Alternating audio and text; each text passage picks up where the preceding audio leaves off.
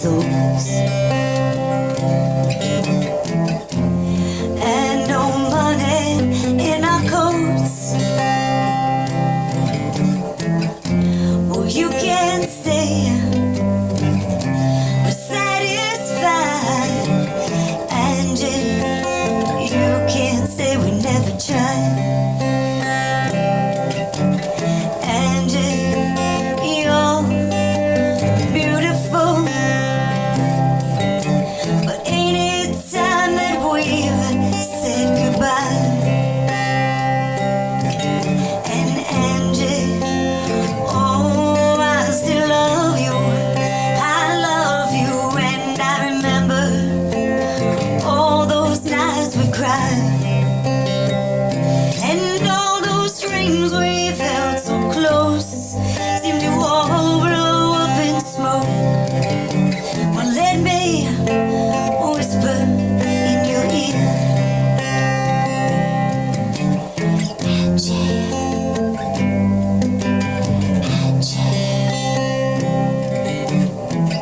where will it lead us from here?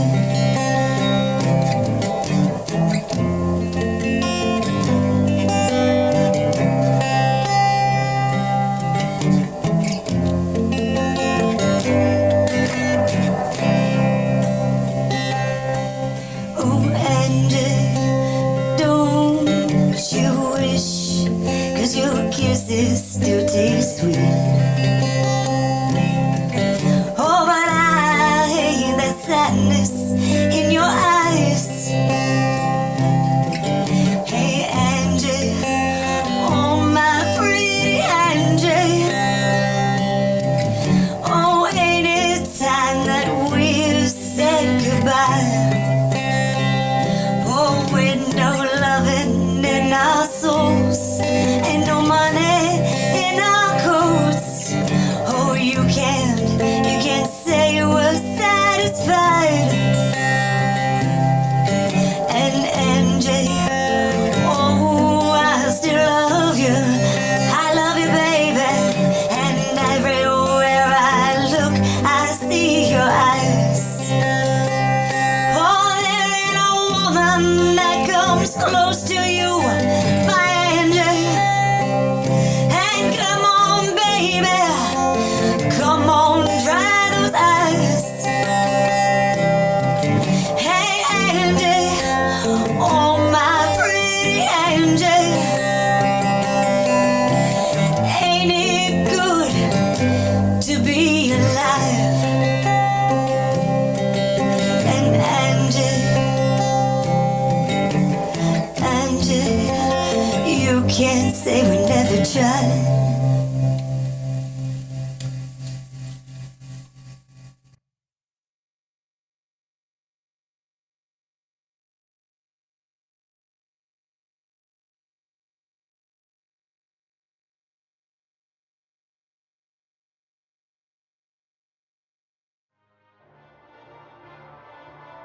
Ambient noise, yeah.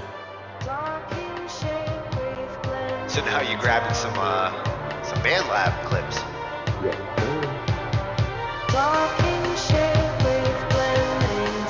Now for me, that would also be something where I would use like volume automation and like bring that from the bottom, like bring it in and then bring it back out. And these are the kinds of sounds you can scratch.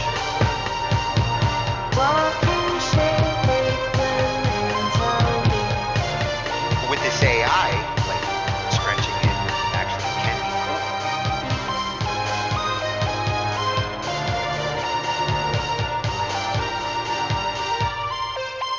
Oh, that was perfect for the interlude too. Ends it right in the right I didn't spot. even notice. 40.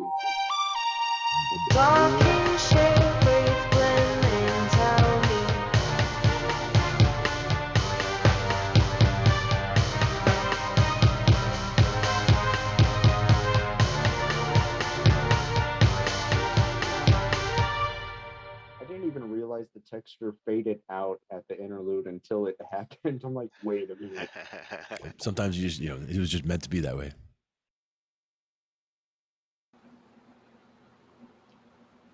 And welcome to another episode of Talkin SHHH IT with Glenn and Tony. And And special special guest. guest tonight at Hurtnum, our own Jeremy That's right. Hurt. What's up? So, how you doing, man? Good. Right. Yeah. We're gonna look at a couple things today. We got a bunch of videos to look at. We got some stuff to look at for a board that you got over there. So we got some new toys to check out. So Yeah. always fun for that. Yeah, and this is a hell of a toy. Before we get started with all the videos, let's take a look at what Jeremy's playing with over there, because this is a high-end toy. Oh yeah, nice. Yeah, it's the Behringer The X32. X32 Compact, which is actually a 40-channel mixer. It's 32 on the board, and then another 8 digital. Yeah. It's intense. Very cool. And it does have a little bit of a learning curve. Got a couple of things loaded up. I've got the manual loaded up because we're going to need to take a look at this and some of the features. And did you get the link I sent, Glenn? Yep. Yeah, I got the video here. Cool. And yeah, we've got this. This is just an introductory video, so I think this would be good for us to actually just see what this board's really about and what its features are. Because going through the manual, I'm just getting the tip of these features at the moment. This thing does Just the tip. Yes. This thing does everything. I've been trying to figure it out for weeks. A lot of it usually comes down to there's usually a limited number of inputs on the back, as you're looking at here. It says it's 40 channels. That doesn't mean you get 40 actual plugs that you can plug into the thing at the same time, and you wouldn't have a reason to anyway in most cases. But it's more that you can have multiple inputs, I guess probably 8, just regular, straight up inputs. And then from those, you can do virtual as well. And you can also, the 8 outs are right there, the XLR outs. You got the 1/4-inch inputs on the top there. Looks like 10. Well, yeah, this is all the outs. 5 aux This ins. is only half the board, because on the other half, where is it? Where is it? Here it is. Nice. This Yeah, is more the like this is the ins. the business end. Yeah. That's better. Yeah, he's got 16 XLR ins. Yep. Nice. And you'll also, and again, when we do, you'll see a digital out here. Mm-hmm. Yep, and you've got console cables as well, so you can go, plug multiple of these together, chain them together to have 32 here, 32 there, or 24 here, 24 there. A lot of times you can, make one the master, make another a slave, and go like that. If you had to get larger than that, even 16 inputs is plenty for most situations, but there are situations where if we're doing live bands, full bands, 11-piece band, and you still want to have, let's say 5 or 6 of those are vocalists, so they have an instrument input and they have a vocal mic, and then you also have to mic up the drums, so you do end up getting a whole lot that you need to get happening. But you can make it work for anything like that. You don't have to use you don't have to get an entire symphony orchestra in there at one time. Well, you almost could. You almost could, absolutely. And some cool features that I see on this that you don't see on your typical boards. The ability to hook this digital snake in for even more inputs, which it does. Cat 5. I mean, how far you can go with Cat 5. You could put this in a stadium. Yeah, and that's the beauty of, the main beauty of the digital snake is the fact that instead of having this massive snake, literal snake of cables that's 3 inches in diameter that you're trying to wrestle through small areas or whatever, you're just running one Cat 5 to wherever you're going, one Cat 6, whatever you're doing.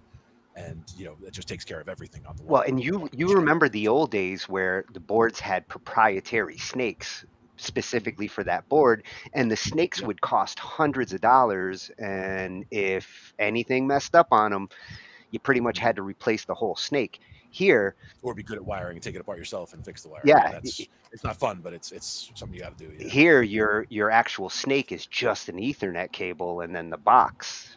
And the same goes with the monitoring. Look at the personal monitoring system. They call it the UltraNet, and Behringer has these devices that work also through Ethernet and through Cat 5, and it allows you to hook up individual monitoring stations for everybody up to 16 channels.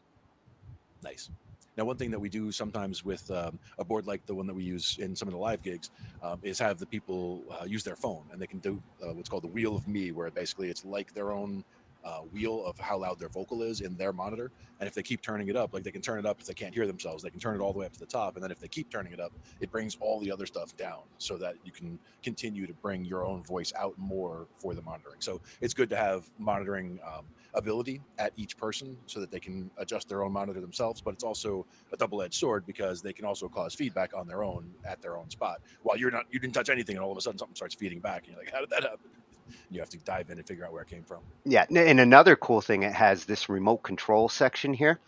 It has an Ethernet there as well, which can go from the board to the computer and let the computer remote control it directly, or you can hook it to a router, and then iPads and iPhones, just like you can with your Presonus, you can control them through a tablet.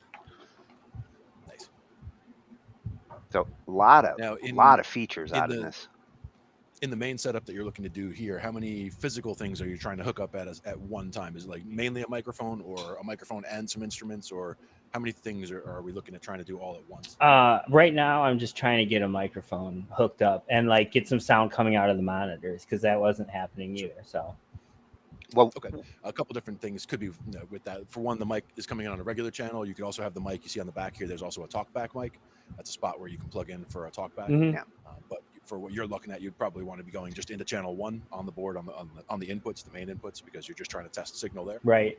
Yeah, usually the talkback mic, you have to press a button. It's like a CB kind of system. So, when you see the engineer in the studio press a button and tell them, okay, all set, that's what that one's really good for. It's not on until you turn it on. Not the kind of mic you're going to want to use like all the time, but it's a useful one for when you need that special Right. mic. That voice to come down from above. Yeah. Yeah. Your mic right now, I would go into input 1 over on the right. Right. And what kind of a mic is it, as far as just a regular Shure mic, or does it need phantom power? Is it a condenser? I have both. So, but I know there is a phantom power button. It's a 48V is what it says. Oh yeah, should have phantom on all these XLRs. Yeah. Well, the phantom is there, but I wouldn't have it on unless it's specifically needed for that microphone. So like this microphone I'm using right now doesn't need it, so it's not on. But if I was using a condenser microphone, I would have to, I would be trying to use it, and I would be getting no signal, and I would have to go over and turn on the phantom in order to get anything out. Right. Yeah. If the mic don't work, turn on the phantom power. That's usually like half the time when I log in on anywhere, and I haven't pushed that button because it reset. And like, why can't anybody hear me? And that's usually all I have to do is push my phantom power button. Now your monitors, are you using these two, the auxiliary monitors, the left and right over in the left corner, or are you monitoring through these XLRs? The left and right. You got 8 XLRs for monitors. I mean, a lot of versatility. Yeah, so like it's going to be set up more for a studio setup than live. So there's no like monitors right now like running to a stage or anything like that. It's just what I want, what I need to hear. Well, and you can monitor from your headphone. I'm sure there's a headphone jack in the front, right? There's headphone jacks on each side of the board. So you got 2. Now, were you able to hear from the microphone into the headphones? I haven't heard. I did just update the firmware on the board though, so that might make a difference. I'm sure that'll make a difference. With a device like this, when you're talking high-end mixers, firmware and keeping up with them, I mean, considering how much you spend on those firmware updates are way more important for this than they would normally be for a computer. Mm. Another thing would be routing, just because in general, you would have to individually tell it how much you want to send of each signal to each monitor path, or there's the main outs, which is where any signal coming in and then being turned on would be going to the mains. So we would want to see whether it's being assigned to main or whether it's going into the monitor mix in general. Because that's the other question. If you're not hearing anything from where we have it plugged into monitor, if there is a similar main out somewhere, we can check to see if we're getting signal to main, and then it could just be that we need to adjust the monitor mix to put that signal into that chain. Yeah, and if you're getting a signal in, I mean, you should see them on the LEDs in the front too. You should see lights. Yeah. exactly. Yeah, I haven't seen anything light up at all. So and like I said, like I was telling you earlier, like when I go onto my laptop and I go into the settings and the sound, it's showing it. That's what it's routing to. Like it's logged in there. It's recognized. But then when I run the test, it does something really weird. So it's like a delay, and then the ding dong comes in, and then weird sounds come in. When you hook it up through this USB in here in the middle, the one that says USB 2 there and 32 channel audio interface, when you're hooked that USB up, you should be able to play something from, like, say, YouTube, play something on your computer, and that audio should go over to the mixer, because at that point it's also an audio card. Right, and that's so I would say you'd see it the other way as well, where the audio from your microphone that you're talking into would be going into your computer, not necessarily out to your monitors. Yeah, depending on what you have it set for. Yeah, it should be input and output from the mixer to the computer, from the computer to the mixer. Okay. But one test that we could also do is to not be connected to the computer at all, just to see if the microphone comes out to the monitors. Because without the computer involved at all, the mixer itself should still be able to get signal in from a microphone and send it out to the speakers, right? Oh yeah, this is a standalone mixer. If you want it to be, that would tell us that your channel 1 works, that your microphone works, that your speakers work, and then we could move from there to the next phase, which would be, okay, now it's about getting the signal into the computer, or figuring out whether it's the input or whether, like Tony was saying, whether we're getting output from the computer to the mixer and input from the mixer into the computer. I got you. That makes sense.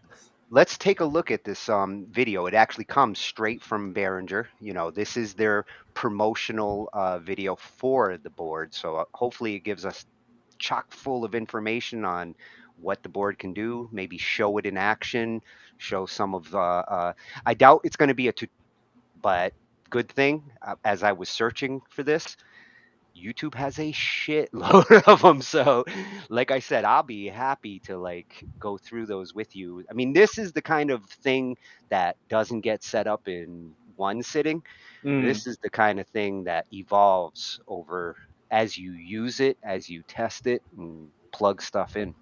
Sure. And at the same time, there are going to be a lot of features that are more relevant for doing like a large live stage setup where you need all 16 inputs and you're sending these 3 to that submix and doing this and that. So there are a lot of things that won't necessarily relate to what you need to do specifically, but it's good to be familiar with what it actually can do for those situations where it becomes needed. Yeah, and not get overwhelmed by the big setup. It's good that you're starting small, nice and simple. Just get a mic going into it. Maybe another line signal or something.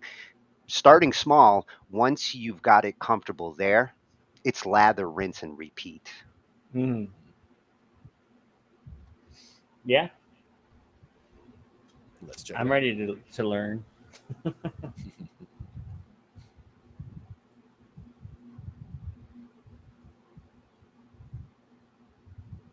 There it is. Yep. Oh, here, I'll move mine out of the way. There you go. Much better. All right, let's try that. Let me know how the volume is. Hey, it's John here, and welcome to Music Studios. Today I have the X32 Compact, part of the X32 family of digital consoles. The X32 Compact is, just as its name would say, a more compact version of the full-size X32, which means it features the same powerful mix engine and a lot of the same great features. This includes MIDAS design mic preamps, motorized fader, wireless mixing capabilities, and a multi-channel audio interface. So it's a lot more features. Let's just get in and talk about it. Looking at the control surface of the X32 Compact, you'll see that we have 17 motorized faders. And they're divided up with 8 faders to handle our inputs, 8 faders to handle our outputs, and a dedicated master fader. Now what's nice on the X32 Compact is I can use my layer buttons over here on the left to cycle between, for example, channels 1 through 8, channels 9 through 16, and so on, 17 to 24, and 32. Or I can actually press 2 layer buttons at the same time and spill those 2 layers across all 16 faders. So this allows me to look at, for example, all 16 of my mic inputs at once. So very flexible with how you can lay out your channels here. Each channel features its own solo and mute and select button with some metering, which will show you your pre-fader level as well as gate and compressor activity. But the most exciting thing here is our LCD scribble strips. These are going to allow you to label your channels with text, colors, and even pictures so that you always know where you're at when cycling between layers. Moving up the fader strip here, if you press the select button, that will activate the channel strip controls for that channel, which you'll find on the top left side of the console, starting with our preamp and config section. The first encoder you'll see will handle your mic gain. You also have switches here for your 48-volt individually selectable phantom power and a phase switch. You'll also find in this section the low cut filter, which you can engage and start dialing in here. Or you can press the view button, which will call up the parameters on the 7-inch TFT color screen for further dialing that in. So you have these view buttons all over the console surface in various sections, so you can start dialing in, press the view button, and get to the more advanced parameters on the screen. So moving along, we get to our gate and our dynamics, and it's the same setup here where I can engage that, I can dial in a threshold, but then I can press view and I can find my more advanced parameters such as attack, release. It's all there. There's even a key filter in this dynamic section as well. Next, we get to the EQ section, which is a 4-band, fully parametric EQ. So that means I can make any of these bands either a low cut or a shelf or a parametric booster cut. And there's actually 2 modes for this, a vintage curve and a regular parametric curve as well. What's great about the EQ is that it also features a full 100-band RTA, or real-time analyzer, which is going to allow you to visualize what's happening with your signal. This is a really great tool for finding and eliminating feedback.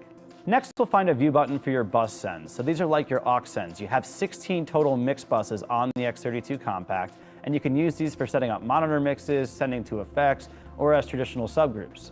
Pressing the view button will allow you to use the encoders by the screen to send your channel to various mix buses. Alternatively, you can use the Sends on Fader feature to select the mix bus and use the faders to send channels to that bus. And finally, we find the main bus section, which has the send for the mono bus here, and we can also pan our channel and add it or remove it from the stereo bus. So that wraps up the channel strip. Let's take a look at the output side of things. Now remember that all of the mix buses, including your main left-right, also feature dynamics processing, and your parametric EQ actually gives you 6 bands. So again, this is great in combination with your RTA for ringing out your wedges or tuning your system. Taking a look at the faders on the output side of the console, we have 8 faders again, and we start with our DCA groups. Our 8 DCA groups allow you to control the volume of multiple channels on a single fader. So you can take your whole 32-channel mix and bring it onto these 8 faders for easier mixing. On the second layer, we'll find the masters for our first 8 mix buses, and we'll find the second 8 mix buses on the third layer, and then finally on the fourth layer, we'll find our 6 matrix mixes and our master for the mono bus. We have 6 matrix mixes on the X32 Compact, and these are great for sending signals to overflow rooms or maybe a mix for broadcast. But on the X32, you can also use these for a crossover, and that's because we have full 24 dB an octave crossover filters built into the EQ on the matrix mixes. So this will allow you to set up a 3-way stereo crossover. And finally, we find our dedicated master fader on the right. Moving along, we find our 6 dedicated mute group buttons, which will allow you to mute multiple channels with the touch of a single button. Just above that, we're going to find 8 more buttons, and those are for assignable control.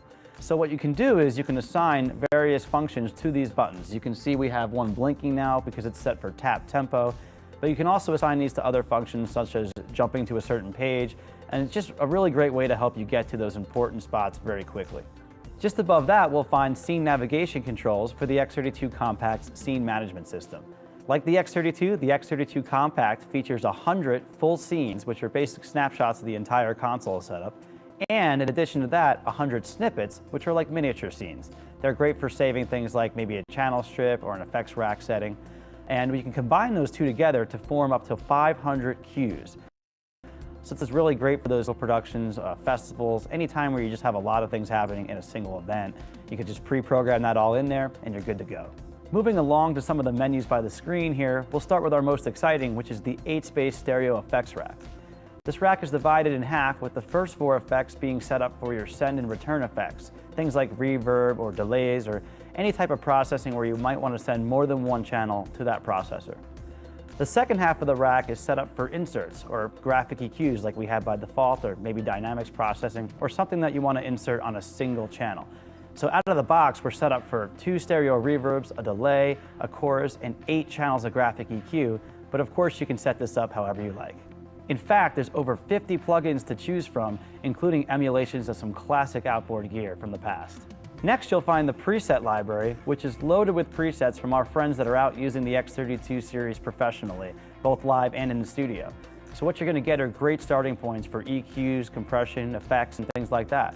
And you could also use the library to save and load your own settings.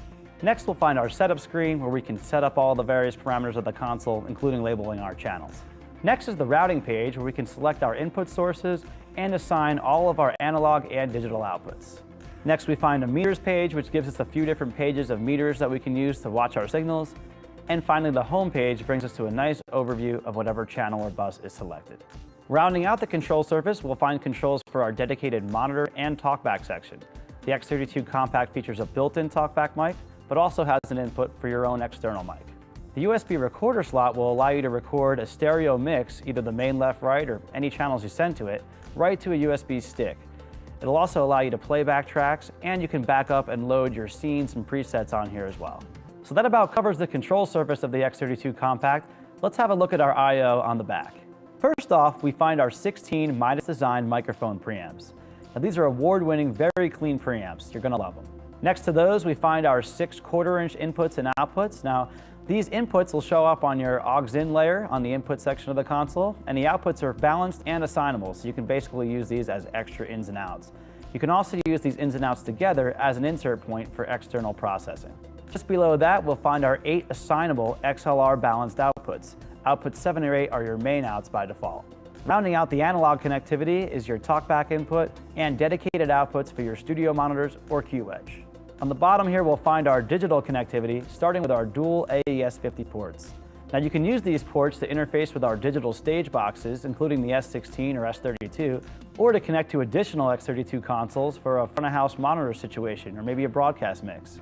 Next, we find the Ultranet port, which we can use to interface with our P16 personal monitoring system, or to connect to select TurboSound speaker systems using the acoustic integration feature. Next, we have our AES EBU stereo digital output and some MIDI connectivity. Next, we find the remote connection, which unlocks the powerful wireless mixing capabilities of the X32 Compact. There are free apps available for PC, Mac, Linux, iPad, and iPhone so that you can mix from anywhere in the room. Finally, we have our expansion slot, which comes preloaded with the X-USB card. This is going to provide you with a full 32 by 32 channel audio interface for your computer. We've also included a license for downloading Traction DAW software so that you can get up and running right out of the box. Or switch out the X-USB card for one of our other expansion card options, including ADAT, MADI, or Dante. And rounding out the back of the console is our standard IEC socket for our switch mode power supply. This power supply is auto ranging from 100 volts to 240 volts, so wherever you travel in the world, you're going to be good to go. This is the X32 Compact, part of the X32 family of digital consoles. For more information and media, please come see us at Behringer.com. I'm John with Behringer, joining us at Music Studios.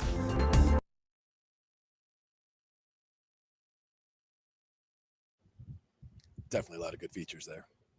We will check it out. We got a few things we can look at. Again, a lot of the things are things that you're not going to have to worry about for a setup like what you're doing, but it's good to see what it can all do so that you know which areas of expansion you would be interested in going into. Yes. Yes, because it's better to be a warrior in a garden than a gardener in a war, right? Very much so. Yep. And just like what we when we bring all our stuff for the gear, it's like for the show, I'd rather have it and not need it than need it and not have it. Exactly. Oh, and seeing a piece of gear like that, I am strangely aroused. Indeed. A lot of good stuff there. Mm-hmm. And again, especially if you're trying to do, very particular things for what you're doing, you can definitely get by with using only some of the features, but knowing where they all are and getting more familiar with the menus and where everything is internally in the board when you're looking through all that, that'll help you as you expand out and do, bigger things with the board, for example. Mm-hmm. Yeah, this really is a board that you could run a studio with, especially if you had a couple of them. Like the ability to chain the boards up to 96 channels. That's 3 extra boards that it can actually communicate with. So it's a lot. It's a lot. Yeah, but right now, where I'm at is the engineering room. And then we do have a live room that's in front of me, and then what do you call it? Where they do the vocals, the isolation booth. Thank you. To my right. So it's set up for that. We just got to get it wired and. Yeah, you won't have any problem going from there to here because it's all Ethernet driven. It's all Cat5 driven. Mm-hmm.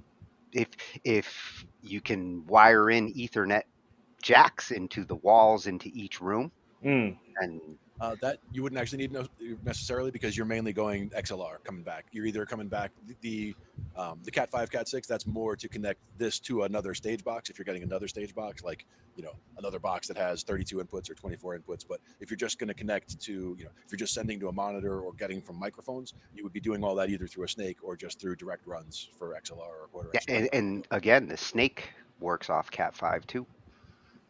Yep, it can. And again, that's where with Mike and I, what we had done is we did have a digital stage box like that, and at one point it was working great, where it just replaced that fat cable that has all the extra connections going through, and you can just plug in, cat at one end, cat at the other end, you're done, instead of having to plug in all 24 individual connections off a regular snake. Yeah.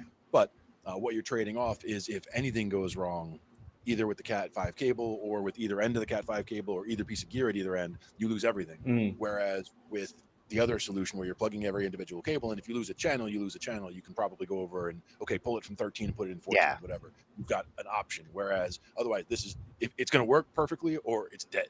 And that's not necessarily a good option for what you're doing. Or for in the studio, like, you're less likely to be stomping on the Cat 5. On the stage, I would be a little concerned about Cat 5 because, who knows who's going to step on it. But again, the main thing is that everything coming, if you have like one area that's the stage area, for example, then that would be the area where you would either have just a regular snake, or you could just run all the cables from there to wherever your board is, wherever you're going to have that, physically sitting. From there, you would go ahead and run your monitor mixes back out and all of that. So a lot of times it makes sense to have the board either in the room or very near the room where you have all the stuff. Or at least the snake. But again, for the main idea, like at the beginning, is like you're just trying to get sound into a microphone to come out from speakers, and that's certainly something we can start with there, because that's, again, we could try the talkback, we could try the channel 1, we could try channel 2 to make sure it's not a problem with channel 1, but a lot of it's going to come down to what he was just showing at the end there with making sure we have some trim, add some signal in there, get some gain on the mic coming in, make sure it's assigned to the full channel, make sure when we talk into it we're hearing and seeing lights, and we know it's going into the board, and then it's a question of where is it actually sending it, whether it's going out to the monitor speakers, the mains, or just going into the computer as an input without actually going out to any speakers anywhere. Yeah, and right now the test is basically at the mixer level. If you got some mics in there, see if we can get some signals actually going into those channels. And when it comes to the PC, the first thing I'm going to ask is the software that this has. Let me see if I can bring this in a little bit here, and let me scroll. Yeah, see the drivers and the firmware updates there. Yeah.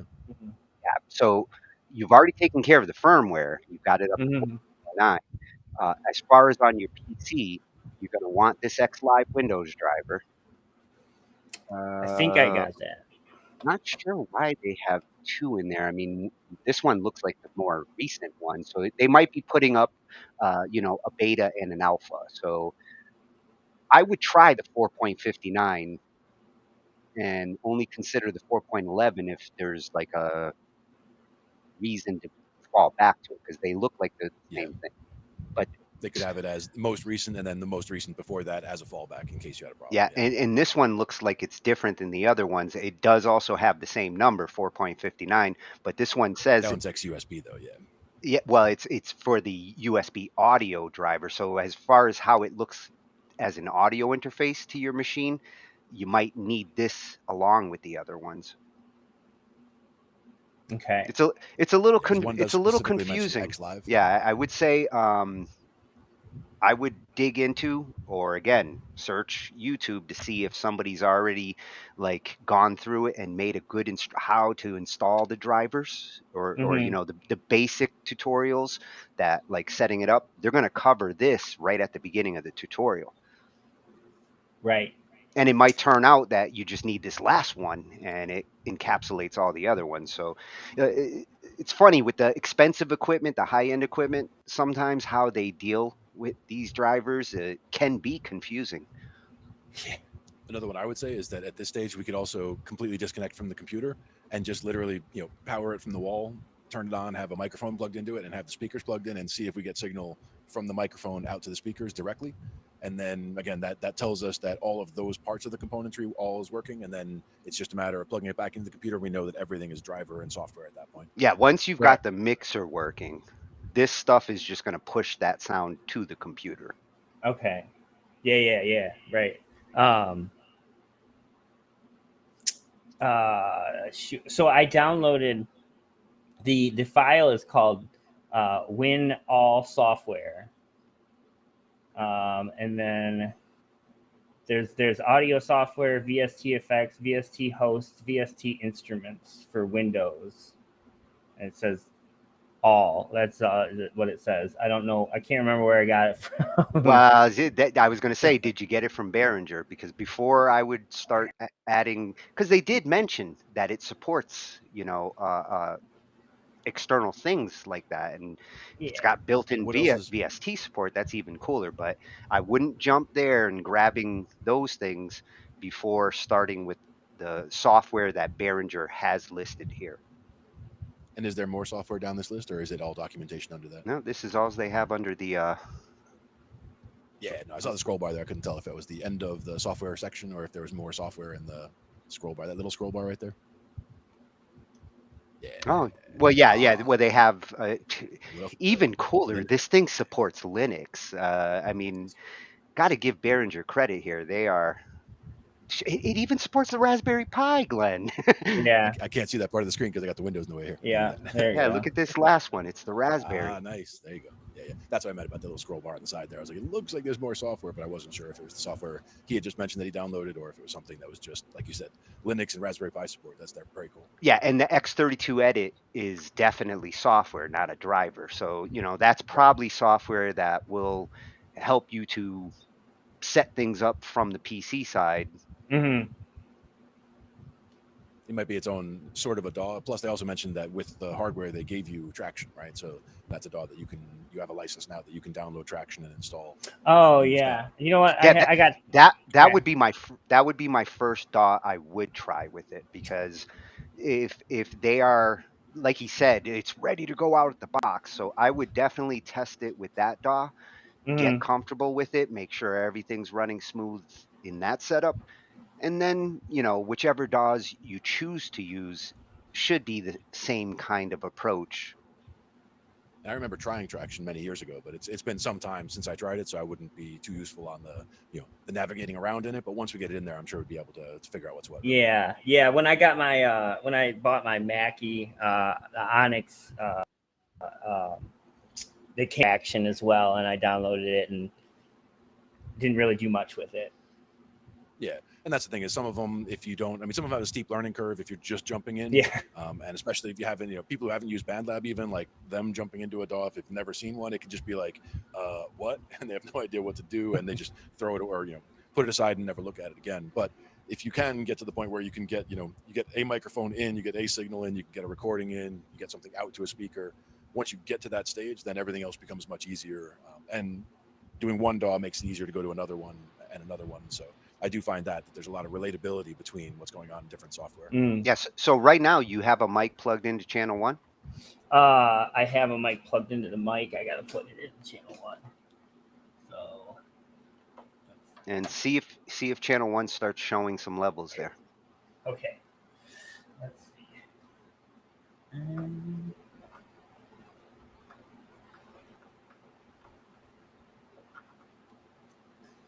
I need a flashlight because I'm old. I wish a flashlight would solve it for me. Well, it doesn't solve all the problems. Just part of them. I know I had one.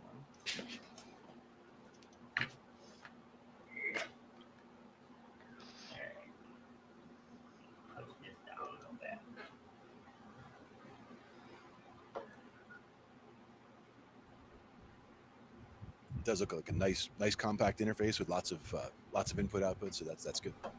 Oh, and I Again, love how they give you the option to actually turn all 8 controllers into the 16 channel. You know, you can either focus on 8 and toggle from 9 to 16, or you lock those two and all 16. That's a nice option to be able to, because I when you see these big mixers with all these channels, but only so many sliders, and you have to pick the group you're in, Mhm. I'm always like, oh, I don't want to sit there and have to toggle between them. It's nice that they'll give you at least 16 in a row. Yep. Now, what I would look at is we're looking at like channel 1, right? So you want to be on the Yes. furthest top left of the faders, Yes. most likely. I think it's And then you see- backwards. Gotcha. So It could be like we might be looking at it mirrored. Because just this now. No, is- this is- right now we're Yeah. seeing this. We're seeing this over here. The headphone icon. I just moved the slider up to on channel 1. So So that is channel 1. So that's the far left side of the board. Yeah. Right? Well, this is his main. What he just slid up there, that's his main output. no, So keep that's keep channel the- 1. That's what he's saying. He's looking at it mirrored. The phone is mirroring his video, so that's the far left Yeah. fader. And all the words you're looking at are backwards. So we're looking at the bottom left corner of the Yeah. Go to the other side, and we'll look at the main fader. Oh, on the far side. you're right. That's the There's main there's thing. a headphone. Oh, there's a headphone jack on both sides. There is. Yeah. No yeah. wonder. See, there's the computer screen. There's the screen. Right. Now, so you had go back to channel 1 over there again for the channel strip for channel 1. And you say you got a microphone plugged in there. Go ahead and bring that fader up, Yeah, bring it up to 0. and then tap on the microphone if it's plugged in. See if you see any lights. I see lights there. Yep. Yep. We do. Okay, so we're seeing. Now So it's that's very faint, so So you probably need some gain on that channel. Remember that section in the top, probably one of the first ones on the top left. Again, it's backwards for us, so it's going to be a See little if weird. this- yeah. Basically, we're looking- Jeremy, if you go into the cogwheel and you go to the camera settings, The game. click the mirror camera in your phone's In the restream settings? Yeah, in restream, if you bring up the cogwheel, go to the camera settings, and there's a little mirror camera slider. Mhm. Turn Oh it yeah, off. I got you. There we go. There we go. And Okay. the gain looks like, where is the? Game's right. Yeah. Oh yeah, I see it. It should be in that second section. Yeah. It's like we need more. More game. more power. Yeah, bring it to like 50 or 75 and see if the levels on channel 1 come in better. Check. There we go. That's more. Now we're cooking.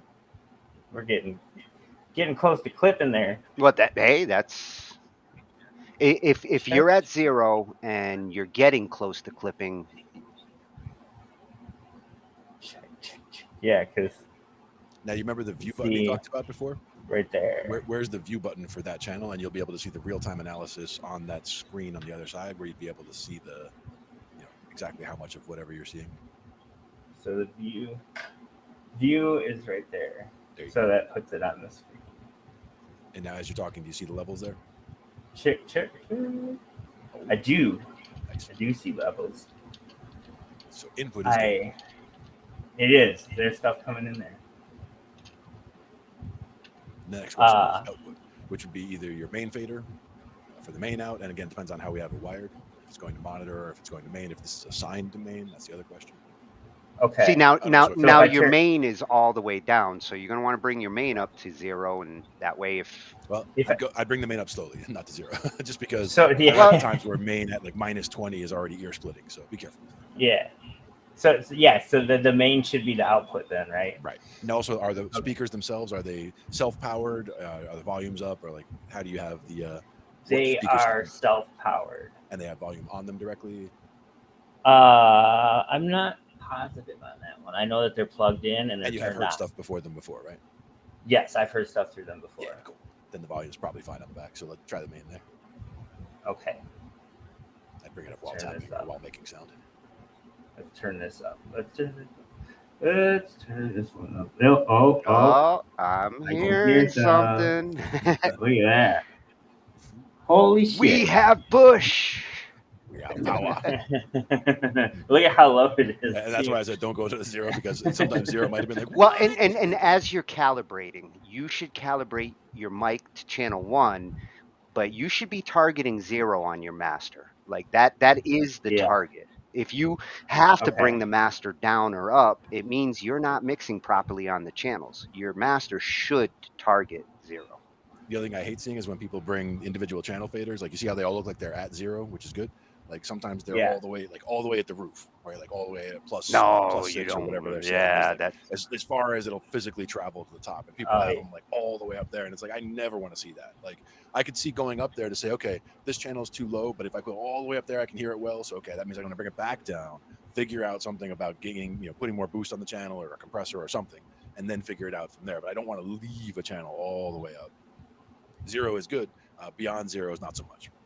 That's more Yeah. When I troubleshooting. when I downloaded the new firmware, that's where it automatically put everything. Like they move by themselves. Yeah, So exactly. And it's good that has them test the travel and all that. We did have one issue when we had motorized faders on the 132 channel board we had previously, bringing it out to gigs and bumping it around in the car and all that. The channel 1 got to a point where when you turned it on and it tried to cycle all the faders, it would not find the top of travel. So it basically go to the top and go like because it was trying to go that little bit further, but it couldn't because something got off kilter. So we had to eventually trade in. So the motorized faders, I'm not always the biggest fan of, but it's something that when they are working fine, they work great. And it's nice to be able to snap from one scene to another, one page to another, and the faders all snap to where they need to show you exactly what's going on. But that is also a point of failure that may cause the board to lose service earlier. So what we switched to is the one where it looks much more like the back of your board, where it's rack mounted and it's all just the inputs, and you do all the controlling it from the iPad. So the iPad is really the command station. yeah, Okay. no mechanical faders to actually break. Right, exactly. And what he did is that Mike actually got a 24 channel one and a 12 channel one, and you can use them individually or together, just to have the abilities to do both. But we got it to the point where we've got your sound coming in, we've got your sound coming out. We're going to be able to do more with the software in the computer. If you go ahead and download the other software that they have the drivers already, so that should be good for starters. But if you wanted to use multiple channels coming into the machine to use them in a DAW and do recordings in there, that kind of thing, you might want to use that edit software that they gave you or the traction that you downloaded that they gave you for that. The first thing that I'd want to see is I'd want to see the Windows Device Manager, and I'd want to see how these devices show up in the device manager. You're probably going to see at least a couple of them under the sound category and audio devices. You should see at least 1 or 2 things in there that are related to this board, and they should look happy. They shouldn't have any weird symbols. We want to make sure that in the device manager, there's nothing confused about like the hardware. Okay. Okay. So if you could bring up your device manager, and if you want to share your screen or the device manager window, and we can just look and see what it shows up as. Yeah. Exclamation points are bad. Yeah, oh yeah. Yes. And if there's red triangle ones or anything like that, it's really bad. Red X's are even worse. Yeah, I don't want that. Sadly had to deal with those too many times. But at this point, step 1 complete. So like you said, there's multiple areas of the house that are going to be different sections. Like this will be a vocal sound booth, and this will be this, and this will be that. For those, if you're just running XLR like a vocal booth, you're going to need to get a microphone in there and a monitor going in there, right? So you'd want to send one of your aux sends in there as a monitor feed, and a microphone coming from there to one of your channels as an input, so that you can have an input and you can send their microphone to that feed, as well as a mix of. Well, yeah, usually in the vocal booth, they're headphoned. You don't need speakers in the vocal room unless after they're done, they want to hear it and they don't want to wear the headphones. Then you turn the monitors on so they can review what they just sang. Right, exactly. Having a monitor in the room of some kind can be helpful, but again, headphones is good for vocal stuff, especially. Yeah. Like for me, if I'm playing bass, I usually have a direct out of the back of the stack, so it doesn't matter so much because I can have noise going on in the room and it's not going to be part of my recording because I'm coming right out of directly out of the bass head. Yeah, but as long as you're not using the mics, then the monitors don't get in the way. Okay.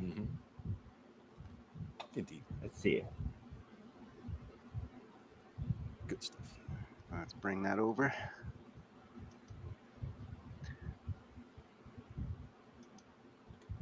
Okay, all those other devices, scroll down. See, some of these are likely tied to it because you see acquisition and signal processing controller. I can almost guarantee you that's part of this device. Right. Synthesizer. So what I would do is I'd bring up the Behringer page and I would grab at least the third one that says the X Live Windows Driver version 4.59. Uh-huh. I would grab this one first, install Don't that. forget about the X edit and the X USB are the other questions, because this is getting hooked up through USB as opposed to using another method. So I think you might want to go with the USB driver there. Yeah, both of these. With the X Live, is that talking about a different connection? Is that talking about connecting with the Cat5, or is that talking about coming in through the USB? Well, and one thing to consider, Glenn, this has 3 USB outputs to the computer. And what are they labeled as? One's for remote, one's for the audio interface. So it's possible that the X Live could be for the remote USB, and in the X USB audio driver, I'm thinking that's the one that makes it an audio interface. So I would grab both of these 4.59s and install them, and in this case, then see what happens in the audio, device manager. For the audio driver, the other one below it is actually newer, 512. Yeah. 5.12.0. Oh yeah. Yeah. Okay, so 459. So I would grab this 4.59 X Live and this 5.12 audio driver. I would grab both of those and install them. And then later on, just for fun, X32 edit for the PC. Yeah, and then I would get the X32 edit software. Once the drivers are installed, I have the X32 edit. Oh, then you don't need to install it. Yeah. Did you pull the X audio driver version or no? I'm downloading the audio driver version right now. Nice. Yeah, cool. Yeah, because that may be exactly what you need to clear up those couple of PCI things that were looking a little bit odd. Uh-huh. And like you said, signal processing, that definitely sounds like it would be involved. The other way to figure it out would be, even just disconnecting the board from the machine, and those devices may just disappear, or on a reboot, they may just disappear and not be there, and then you plug it in again and they show back up. That would be the other way to see that that's definitely where they would be coming from, or to see if there's something that were, from a previous issue from something else. Gotcha. But like Tony said, it does sound relevant and related. Behringer 52 5.12. All right. Let's get. Yeah, there's you wouldn't think that there's this much to setting stuff up, but wow, there's this much in this mixer. This mixer has this much. This is not a 1-up, 2-up, just get me something that I can plug a microphone into a computer kind of interface. This has a lot more that it can do. Right. So it's really, it can do almost everything that we do with the Presonus. I mean, I haven't looked, but it probably can do all the stuff that we do with the Presonus to set up an entire live gig. Again, the one difference being that we use more inputs than 16, but that's just because we go kind of crazy on the drums. Like he puts a microphone on every drum shell, so the snare, every one of the toms, the kick. We have an overhead left, overhead right, and then as many vocalists as you have, as many instruments as you have, and a lot of times, actually, recently we've been using all of the outs that he has available. So we've been using like 16 outs. So he's sending, we're sending to extra speakers, going to do side fills to send more sound out that way because there's people sitting over there. We have one that we have a special monitor just up for us over by the soundboard, so we can hear what the mix is from here, so we can do little adjustments without having to be all the way out front. Yeah, didn't you mention the other night you actually were going on 2 levels of floors to output the audio. That was a beach club. It's a beach club swim club down in where is it? Long Branch, I think it was, but it's basically Long Branch, New Jersey, over Jersey Shore. But the idea is that it's a pool, and right behind it, you can see the beach and the ocean over there. And where they wanted us to set up was to have the band playing down on the ground level, but they also have a bar up on the upper level. And when they had bands in the past, they either set the band up on the upper level, and then nobody goes down to the dance floor, and everybody's just crowded in the bar. Or they have everybody down at the dance floor, and nobody at the bar is partying. So we had the band down below to keep the dance floor going, and we had one speaker pushing up at the bar up from the midway, so that everybody at the bar was still getting good sound. And we had the management came over to us and was like, yeah, we've had a lot of bands here, but they're never able to handle both the upper and the lower at the same time. So you guys are kicking ass and this and that. Well, He yeah, was they really want happy. people who are drinking to be able to hear too. Yeah. I mean, it's good when people are hanging out at the bar, they spend more, but if people are hanging out on the dance floor, maybe it's more of an active, party evening, where if everybody's just hanging at the bar, it's not really as active for the band. The band is like, well, why are we even here? Like, we're just playing, and they're just sitting up there doing nothing. But this kept everybody involved, so everybody was happy. We got invited back for the next year and all that, so it's all good. But it works out well because, again, we bring a lot of equipment, and a lot of time we bring overkill. A lot of time we bring more than we actually need. I took a picture at one of the festivals we did lately where we lined up all the speakers that we fit into both of our cars, as well as the board, so you can see all the inputs on the board. I'll find that picture later. And it's just it's a lot of speakers. People see it and they're like, God damn. And it's like, yeah, we fit all that into those two cars, and then we drive away off into the night. Then we bring it back again tomorrow morning, and we do it again. But yeah, so it depends on the gear that you have. It depends on what your needs are. We occasionally play with bands that are 9-piece, 10-piece bands with horn sections where you have to have multiple monitors so the horns can hear themselves. Plus, every single instrument has an input. Plus, 6 of them are vocalists or whatever. So we end up going through a lot of connections and a lot of inputs, a lot of outputs for all the monitors. But Mike is able to handle all that stuff, and it's just a matter of keeping straight in your head what's wired to where, makes changes at the board, like, oh, I'm going to pull this from the snake and just wire it direct for here and this and that. And he's got to keep all that in his head when he's out mixing in the front, and all of a sudden something feeds back. He's like, wait, was that 15 on the snake, or was that did I change that to one of the local ones? So he's got to it's a bit stressful, I'm sure, but like once you got experience doing all that kind of stuff, it's easier to keep track of what you changed from your standard template, and having standard templates. Having a standard makes it easier. It's a starting point. That's the thing, though, is you can't just like, okay, here's your template and go, and I can just sit back here and ignore you guys. It's like, here's the template. Okay, now we do sound check, and we make sure that everything is the same as it was last time, because your levels might not be the same as they were yesterday. So that's a starting point. We double check everything, and then we go from there. So how are you coming with those drivers, Jer? I got one. I was just seeing, making sure everything is still connected. I was thinking we should watch one of the videos while we're getting those done. You do that. We got one specifically here that is not really on music in general. No, it's science. Science. Love science. Now, I haven't seen this one yet, so I'll have to see what I feel about the science. But it's science with music. Nice. Science and gravity. Yeah, this one comes from Wintergate. Very cool dude who builds his own.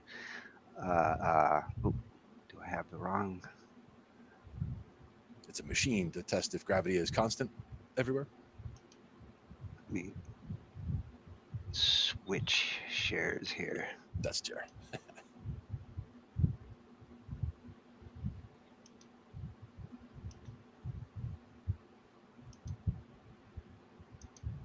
There we go.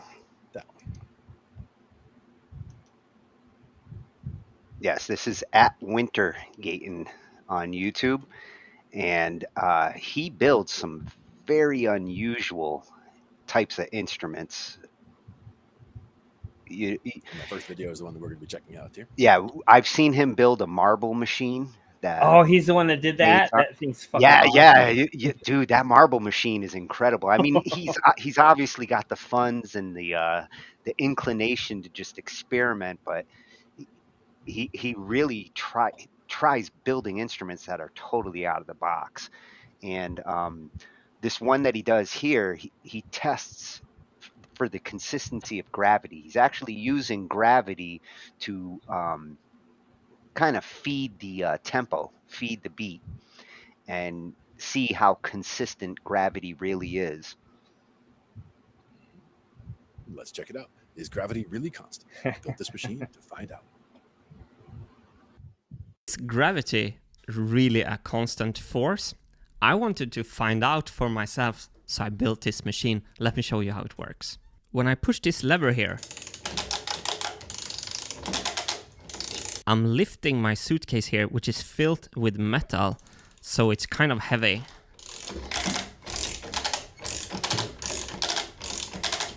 And this now acts as a weight on this chain here. And the chain here is in a Huygens drive configuration. On this side here, we have the big weight. And on the other side here, out of the shot, we have a counterweight just to keep the chains tight. And the chain is then ratcheted up with this sprocket here.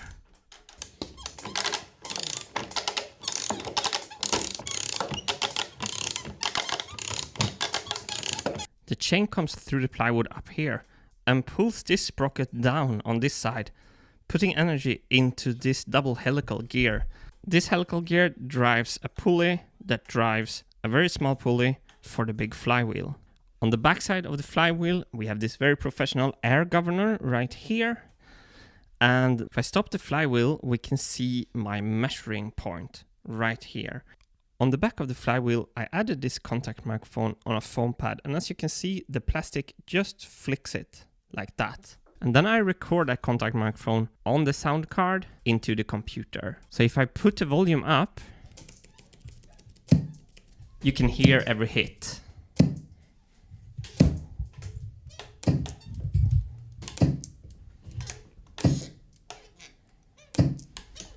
Now I can use this to make an experiment to see if gravity is constant. So when I lift the bag, you can see the wheel starts moving by itself.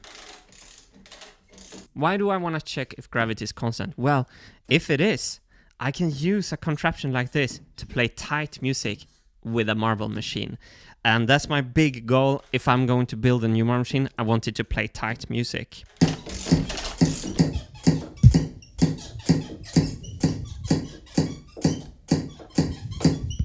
So the only thing I need to do is to keep the bag at a constant level from the floor. We're still accelerating here. Yeah, we're at 186 BPM right now. 187. It sounds pretty tight already, doesn't it?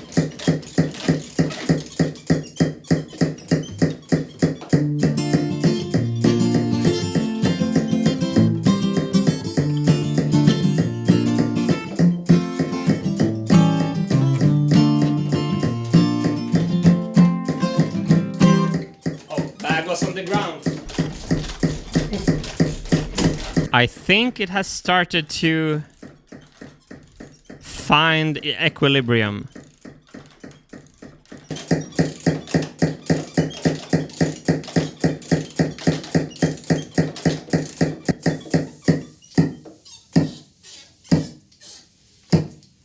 Okay, let's check if gravity is constant in the computer. We are in the computer, here's a recorded file, and now we can go to tightenator.fun and upload our file, the amazing software from Tom and Jan. We have some settings. Let's first look at the best 10 transients. Let's see what Wilson comes up with here. What the actual... Okay. I don't know if you understand what this means. 0.03 millisecond standard deviation. So if I drag it like this, you can see how extremely even the BPM is. So let's put this in comparison to the machine I built in Germany. So in Germany, I welded this whole prototype together and I did a lot of testing. So here's all the data from Germany. Let's now compare the new Huygen drive with Germany here. And I already entered the moment of inertia because the flywheel in Germany is 200 times stronger than the flywheel on this Huygen drive. So let's first check best 10 beats, 0.03. I'm gonna upload the best file from Germany. So this is actually the best one. Not that bad, 0.23 millisecond standard deviation. So on the best 10 beats, the Huygen drive is 7.6 times tighter. So let's check a longer section. Let's check best 50 beats. Okay, this is huge. 0.07 milliseconds. 1.09 milliseconds for Germany. Over 50 transients, the Huygen drive is 15 times tighter. Let's check for 100 beats. This beats all my expectations. 0.09 milliseconds. over 100 transients, the Huygens drive is 22 times tighter than the direct drive in Germany at its best performance. But music is longer than this, so let's compare over 300 beats, which would be equivalent to a full song of music. So this is kind of the final test. So let's begin with Germany in this case. So I'm gonna return to settings. I'm gonna ask for 300 transients, and I'm gonna ask for Wilson to cast some spells and see how bad or good the Germany prototype played. So over 300 transients, it had 9.23 milliseconds standard deviation. 9.23.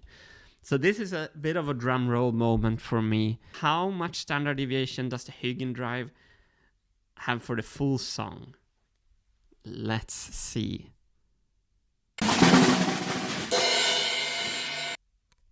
Wow. Wow.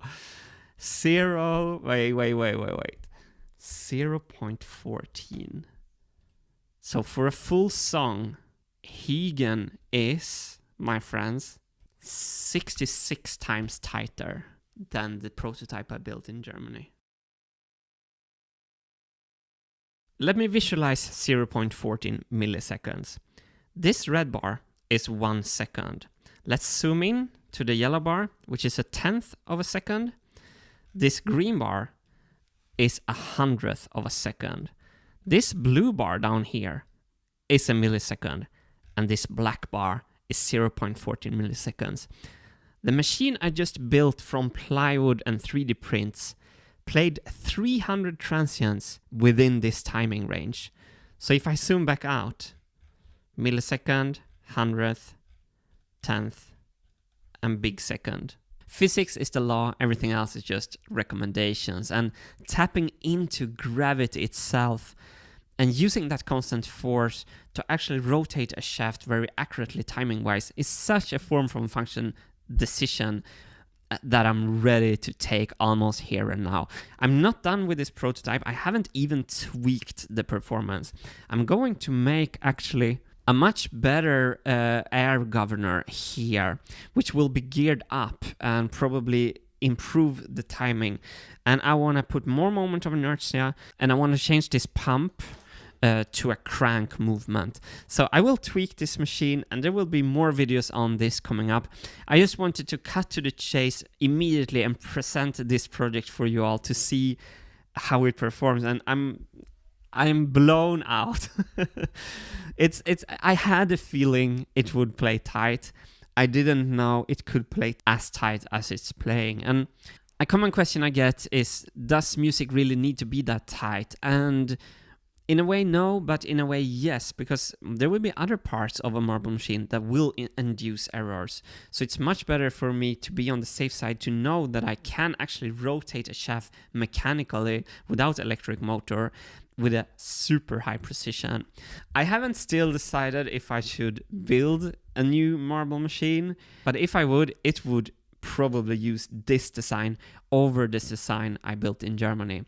This flywheel plays 66 times tighter when it's 200 times less moment of inertia compared to the model in Germany. It's just a total smackdown.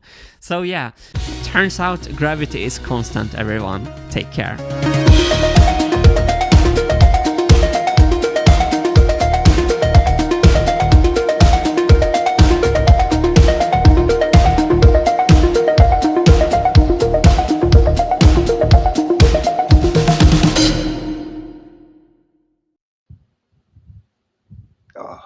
His inquisitive nature and excitement and energy for it, it's just beautiful. Physics is not just a good idea, it's the law. Well, and it goes to show you, like, music at its core is part of that physics and nature. Yeah.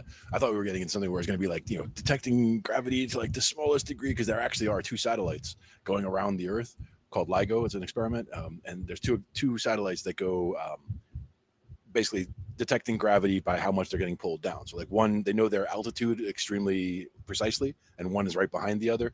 So if one detects more gravity, it gets pulled down a little bit more than the other, and then the other one gets pulled back. So they use them relatively to establish.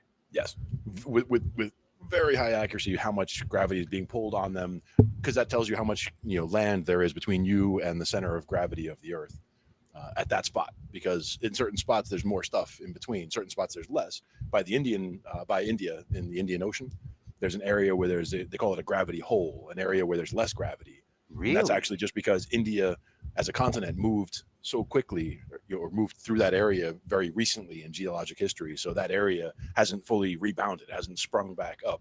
So there's actually less gravity over that spot of the Indian Ocean, just a little bit.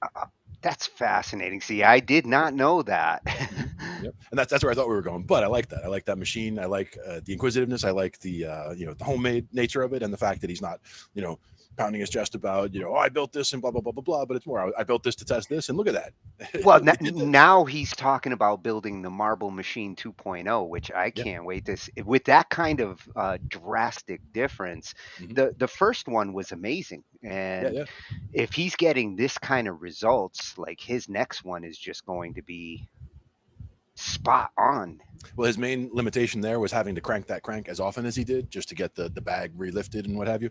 But he could rebuild that to where instead of a crank, for example, it could be just like a foot pedal or a foot pump on the floor, where you're tapping your foot with music anyway. So like you could make that the driving force that just makes that keeps the thing up in the air, so that it's giving that constant. That's a great idea. Hell yeah, I'll tap my machine. Yeah, exactly. And that way, it's something that you're already doing, something you're already, involved in. You know that you have to tap it this much every however many measures to keep the bag floating, and you just get into that rhythm and you go. Or you tune the machine so that it uses the right rhythm. He did mention like he considers, using an electrical solution, but for what he's trying to do, the engineering approach and mentalities that he's coming from, not, I don't want to say cheating, but like not going that route and trying to find a natural solution. I love his inquisitiveness. Yeah, and as you were mentioning with the Marble Machine, I mean that's a take on the one-man band idea, where you're making a machine that you can you designed it, you set it up, you programmed everything, and then you just hit a button and it plays the song, but it's actually playing the song on instruments. It's it's making the sound in the usual way. But it's unusual in that one person can just hit, start, and it just goes. I like that. So if any of you want to see that Marble Machine, if you take a look over at Winter Gayton on YouTube, you will find fascinating videos as he's built. He shows the process, and I mean, this is both great for engineering and thinking of music in a way that we don't typically think of anymore. Very true. Yeah, great channel. Now, I think some of the videos we're going to be looking at next are about how to self-promote and how to go on social media with your songs, and which types of songs to release. We have a number of things to look at for today. Yes, this was a Ange recommendation coming from the top. Straight from top management. Yeah, and self-promotion. We've been talking about it. Last week we were talking about how to properly do covers and how to do things legally when it comes to putting covers on social media platforms, and this is kind of an extension of all that. Nowadays, artists have to utilize social media platforms in order to get themselves out there, and which ones they should, what you should avoid doing, or how you should present yourself. These are things people need to consider. Otherwise, you could ruin your career before it starts. Yeah, true. And there are some that are quite common sense, but there are others that, it's like, yeah, I hadn't thought of that, So definitely some different things to check out. And which page is this? This one comes, well, yeah, he's a freshie. I found a couple of them as I was searching for this topic. A few of them that I come across because of the cover search last week, and a couple of new ones. And this one comes from @Jonathan Miller Music. Original music, deep dives into pop culture and album reviews. And here's some do's and don'ts of self-promotion, social media etiquette for indie artists. Which most of us are. Being an independent artist means a lot of hats are on your own head. Oftentimes you don't have a publicist or a manager helping you figure out how to gain traction and attention for your music. So today, I'm going to share some common mistakes that indie artists make when it comes to promoting themselves online, and also share what you should do instead in order to build a better music brand that will make people want to support you with some social media etiquette tips for independent artists. Let's blast off and get started.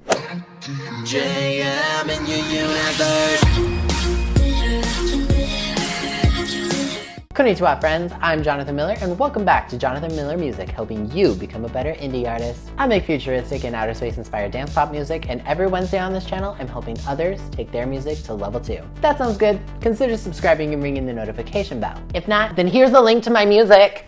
What? You mean you clicked on this video and didn't ask for that? Weird.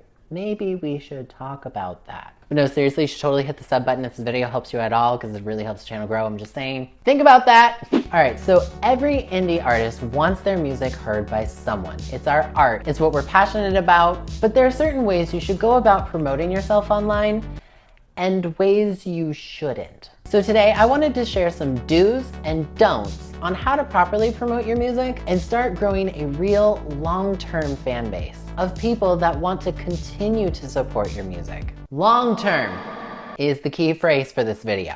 So let's jump in. Number 1, don't randomly drop a link to your music. Nothing is going to turn off people more to your music than just randomly dropping a link to your song when it has no relevancy to the post or the conversation or to that person at all. There's some really cruel memes about this online, and I'm gonna try not to be as rude as some people are when they're fed up with getting people's links, which is mostly why I'm bringing this up, because it's just viewed as disrespectful. We all want our music to be heard, but more often than not, these types of unsolicited emails or comments just end up getting deleted, or you hit that person at their breaking point and you get a really nasty response. So what you should do is form a connection with someone. Get to know them, be a real friend. Share memes, laugh, follow each other, and then you can promote yourself. Not follow for follow. I mean, like, do it because you want to. You should aim to be about 90% real person and 10% promoter of your music. And the reason is a friend is more likely to support your work and your art, or just check your song out, than a random person who doesn't have any interest in your type of music, doesn't like you, has never heard of you before. The likelihood of that happening is just really small. Remember, first impressions are everything, so be respectful. Number 2, don't promote yourself on someone else's posts. We've all seen people do this, and this is kind of an extension of my first point. Don't be all about you on someone else's post. I've seen some really distasteful, please follow me or check out my song, while the post is about somebody's dying grandfather. Like, have a little tact. Whether that's on YouTube, Instagram, TikTok, it doesn't matter. If you're having a conversation with someone or the account holder on that post, and you want to bring up your music as an example for whatever it is you might be talking about, then at that point, it's probably okay to do that, but you should gauge each interaction individually. But do post on your own pages, your own social media, your own email list. These are your places on the internet to share your work, your passions, introduce people to who you are, and further that connection with your fans. That's your space on the internet, so it's okay to promote your stuff there. Number 3, don't beg for likes, follows, and streams. This is pretty self-explanatory, but don't beg for follows, likes, streams, etc. It leaves a bad taste in most people's mouths, so you gotta be creative with this. Like, for example, the reason I structure my videos the way that I do, with a small sarcastic joke about subscribing in the beginning, is so people who might be brand new to the channel get a feel for my personality. Some people like it and choose to subscribe, and other people don't and don't subscribe, and that's okay. Everyone has different likes and dislikes, and I don't need to be everyone's favorite cup of tea. It's all right. So do, however, be creative with how you ask for likes, streams, and follows and views, etc. If you're 90% of the time a real human, then using that 10% to promote yourself in creative ways is not really going to bother people that much, because they'll respect what you do, and they'll kind of expect it too. Remember, promoting our work to our fans is a privilege. So if you're a good, genuine person, you won't ever have to beg for that stuff. Number 4, Don't send generalized emails to playlist curators. Playlist curators on places like Spotify see hundreds of emails a day, and they will know if you typed out some generalized email and sent it to 500 different people and only changed the name. That doesn't work for other professions, and it won't fly in the music industry either. Do send out personalized emails to try to get on playlists. Make your email specific to that playlist curator and show them why your song is the perfect addition to that playlist. Do your research and learn more about that specific curator, what their tastes are, what kind of music they add to their playlist. If you're trying to send a hip hop song to a metal playlist, likelihood probably not gonna get chosen. It's better to send out 10 highly informed, highly researched, well-intentioned emails rather than 500 lazy versions of the same email that has no depth to it. And number 5, don't expect promotion for you from others. Expecting promotion for your music by your fans or playlist curators, your family, your friends, or even your music distributor makes you look like you've got a big head. No one's going to do the work for you, and you can't expect others to promote your stuff instead of doing at least a little bit of it yourself. So do, however, put in the work. Sub to other channels on YouTube like this one, I know there's plenty of them, to see how you can take bits and pieces to promote and improve your overall music business. It's a lot of work doing all of this yourself, that's not a secret, but that's what keeps you humble. Because when you get a fan, or multiple fans, who take time out of their day to post a video of them dancing to your song, or retweeting your new single announcement because they're so excited, it feels incredible. I think sometimes that gets lost on social media. And they're not doing it because they own you and they feel you owe them something, or vice versa, like we're talking about today, but they do it because they believe in your talent and they love what you're doing. That is truly a special thing. And that is something to be cherished every single time. So stay grounded, be inspired, form genuine connections with people, and soon enough, you won't even have to try and promote yourself, because your good heart will be doing that for you. So those are some social media etiquette tips for independent artists. Question of the video: what are some creative ways that you've promoted your music online that went really well? Tell me about your experiences in the comments below. If you want to check out more indie artist tips and tricks, I've left some recommendations in the description. And don't forget to check out my latest single and its remix, Not Afraid of My Heart. Links also in the description below. And if you like me and you like what I do, consider following me on Spotify or joining me on Patreon like Melanie here to help this channel grow and get all sorts of fun rewards. But as always, if you enjoyed this video, please leave a like on it and subscribe if you're new. I put out new videos every single Wednesday. Once again, I'm Jonathan Miller, and I will see you next time. See you later. I am a machine, not a robot, not operation electronically. My messages are magnetic vibrations. Once a pioneer, now I'm taking off across the nation. Everything's lit, don't need you moving on. It's graduation. I am a machine, not a robot for your operation. Oh, that's a kick-ass tune he's got on his outro. I like it. Yeah. Yeah, Some good at tips, Jonathan sure. Miller Music. Mm-hmm.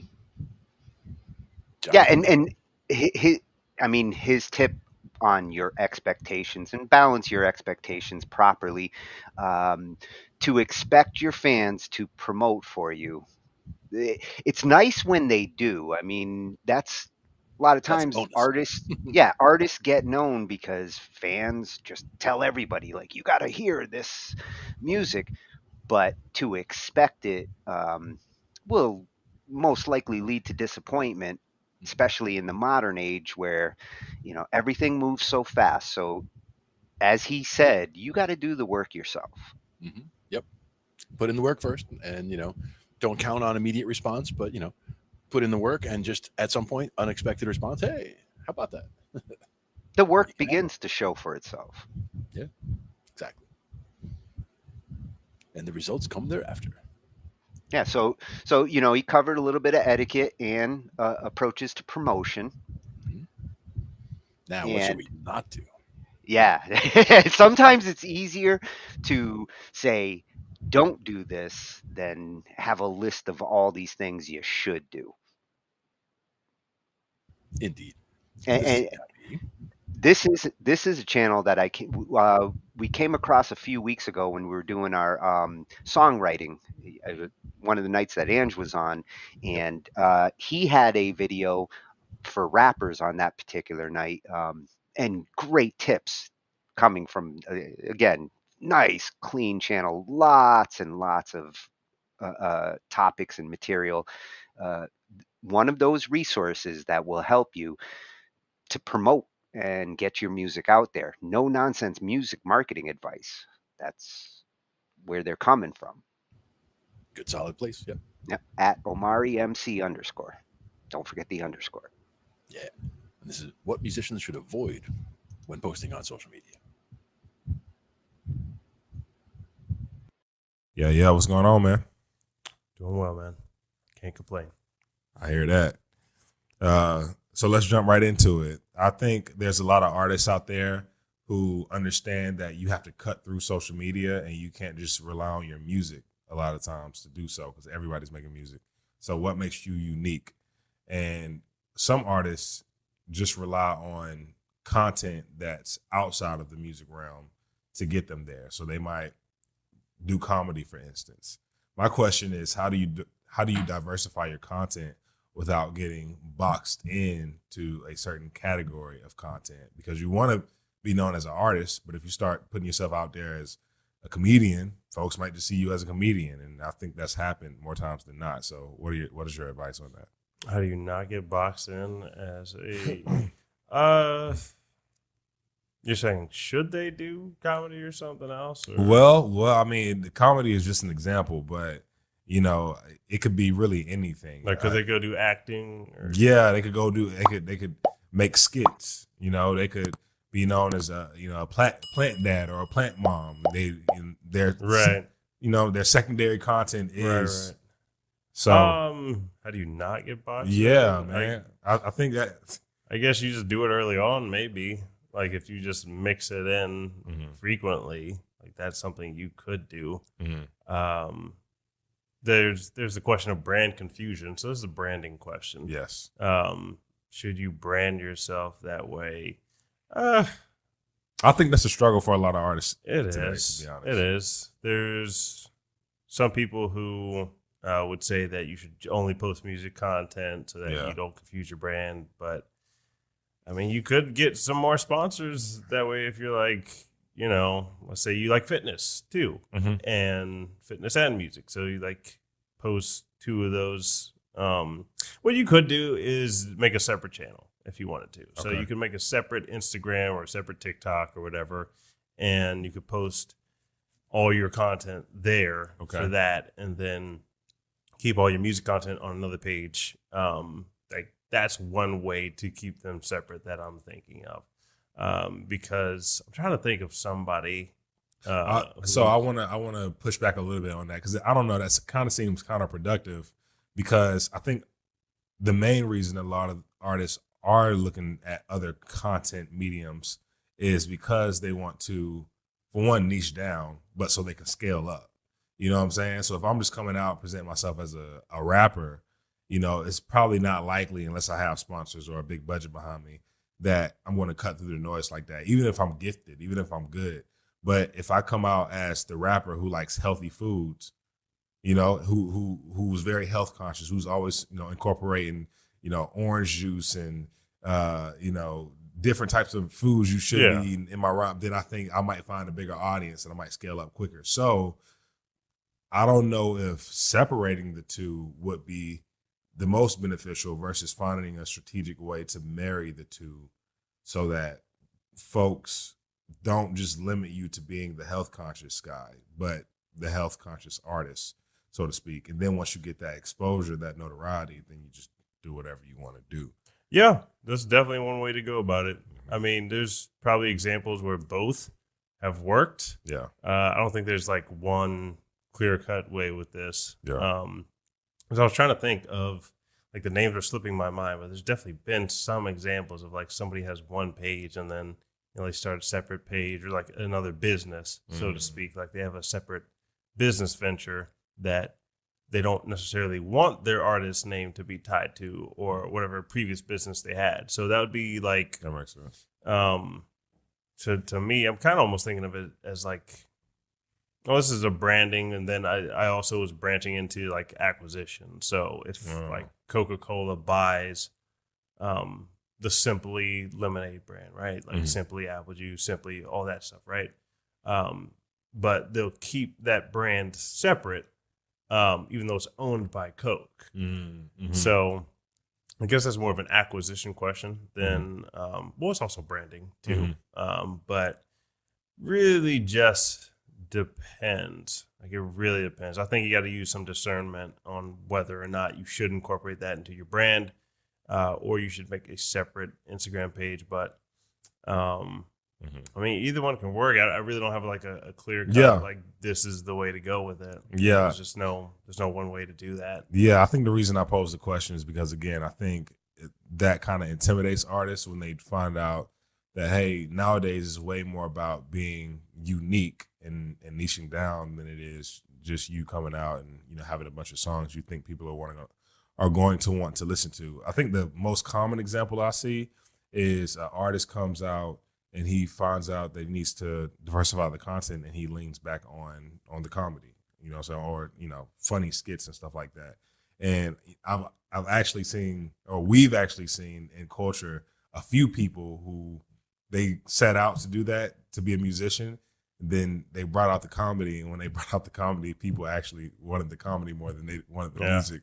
Then they became comedians. You know what I'm saying? Now, for some of these people, they became, you know, well off. Country Wayne. I don't know if you're familiar with him, but he's a pretty. I didn't even know he wanted to do music. Yeah, he did. Yeah, he did. He has music videos on YouTube and everything. But that's my point. Like you never would have known. But he's sitting on millions in his. It really depends. Yeah, it really depends. I know there's so there are some people who try to do like maybe news and hip hop, or they'll try to do like news and country music. I can't think of the guy's name, but he does like current events and he'll tie them into country music. But he'll make like a song about those current events. Really? And he'll also have his like original content that he does. So it's just like, you know, it's like funny and it's like a marketing play, and then he'll have his other music too. So yeah, that is one way to do it. And then there's the original guy who did that, which would be, you know, Weird Al Yankovic would be the original one who took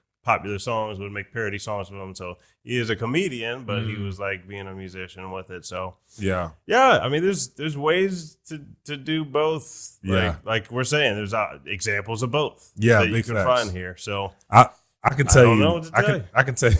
I'll tell you, if you equally like both things, like if you equally like comedy and you equally like music, I mean, it's a win-win to me. Like if you like, I'm sure Country Wayne is perfectly happy being a comedian. More than happy. So he's, you know, if you're just a funny guy and that's what you like doing, I don't think he's like sad that, you know, his music didn't take off, but his comedy took off. Like he's fine. Yeah, 100%. But I think I might be able to chime in just a little bit based on what I'm doing as an artist.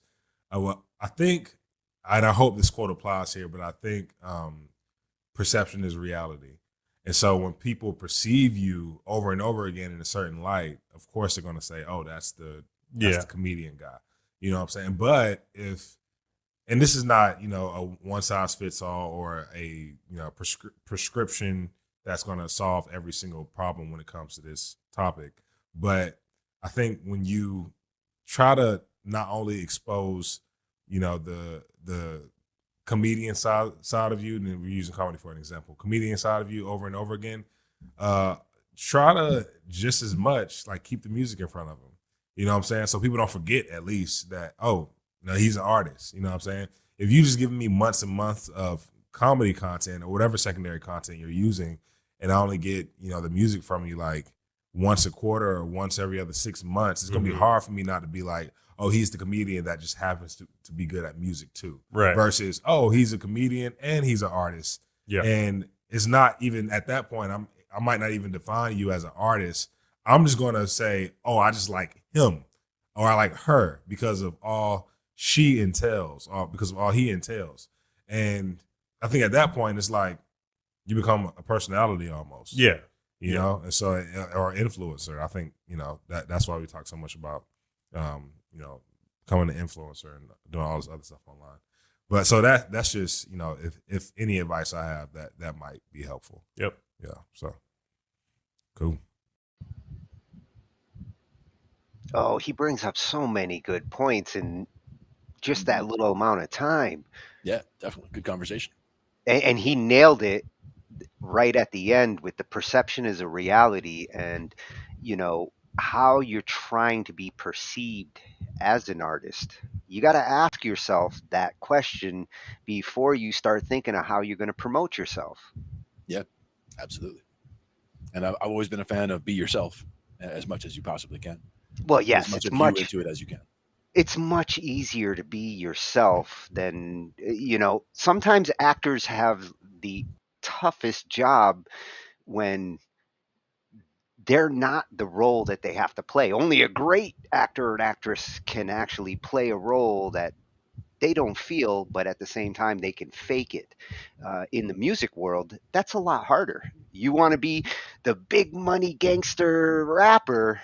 It's easy to see when the artist and real life don't jive there, and you end up coming off fake. Yeah, and that's again where authenticity, to me, authenticity is important. And you know, to each their own. I mean, some people they can pull it off, like you said. Some people can pull it off perfectly, where you'd have no idea that that's not who they actually are, and they're just that good at being that persona. Well, But in yeah, most cases, it's better to start with yourself and build from if there. the music's good and you got a high paid video that makes you look like $1 million, then sometimes you will convince your fans that you're this.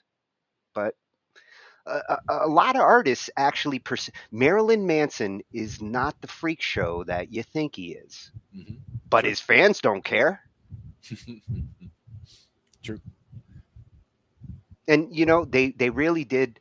It wasn't so much about what not to do, but the focus on brand. I liked the back and forth because when he said, you know, maybe you should build a separate channel if you want to be a comedian and you want to be a musician, maybe you should consider having a, you know, channel for this and a channel for that, and brand in two directions. But I like the counter thought there. I actually changed my mind. At first, I was like, yes, separate channels. I've done that for personal pages and business pages. You are splitting I the got, audience, though. Yeah. yeah, well, and yeah, his counter argument was, you know, sometimes actually being that artist, that musician who likes health food, sometimes marrying them is a good advice, and it's worth considering. And even if not making it one persona that's married together, having the one heavily reference the other, or point to the other, so that people who you have, in that example, people who are interested in the health food come to you for that, and then they see, oh, you do music also, and they go look there. So it's a jumping off point to get them from your one avenue that you're pursuing to another.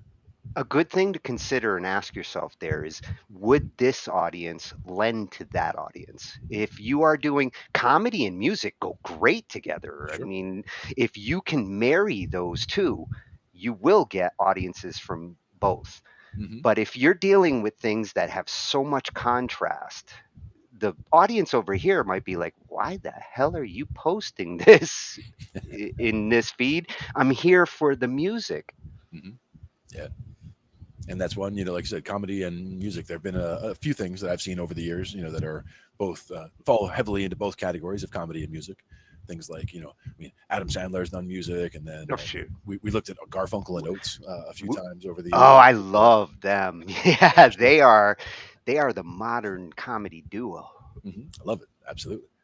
And that's, again, it's a marriage of those two things. And, you'll bring some people in who were after the comedy, you'll bring some people in who are after the music, and you end up with people who are there for either or, but end up being there for both, which is nice, getting both of those into one place. But the question is, would they have, if they had put themselves out there as just comedians, would people show up to a show and say, oh, they got musical instruments, oh, I'm out of here, like I'm not listening to music, I came here for comedy? Or the other way around, where somebody came there for the comedy or came there for the music and hears jokes and they're like, no, I thought you were going to be playing music all night.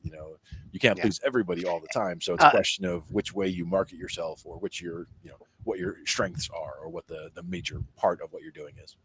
A good example of that, Saturday Night Live comedian Steve. I'm a wild and crazy guy. Steve Martin. Steve Martin. Mhm. He's With the banjo. Yeah, and he's gotten into education, in the last couple of decades. A few years ago, he went to do a, speech on, something educational, and the whole audience was thinking they were going to watch Steve Martin's comedy act, and they were disappointed. They were heckling him, and he got pissed off. He's like, "Look, I'm here to teach right now," and he had a whole audience that was thinking they bought tickets for a different show. Right, sure. And I've seen that happen even with who they bring on as guests. Like one example was Fish. Fish, the band had a guest, and I think it might have been BB King, or it was a blues guy who was there, and the people who came for the Fish show weren't there for a blues thing, and they just were not down for the jam in a lot of cases. And it wasn't like it was brutal or anything like that, but there was just the online stuff after the fact. There were people who were complaining about it. And it's like, how do you complain about something that's like a I mean, you're not going to see an event like that again, like where you have a modern band and an old school blues guy getting together on stage and in front of the whole crowd with everything going on. To me, that's magic happening no matter what. But to some people, they had issues with it or what have you, and I'm like, personally, I don't care. Like I'm happy with seeing how it goes, seeing what happens with the way it goes. But some people, they're just not always down for it. We do have some more things for social media, though. We're about to go into the one about how to market your music. The one final thing I would say on that one, right at the very end, he mentioned social influencer, which is not the same as being an artist. There's a lot of artists out there who think they're social influencers, and maybe they are, but at the same time, it's a different beast. Different set of goals, yeah. And I don't know, like, if I'd want that job. That's a tougher job than just trying to be an artist. Sure.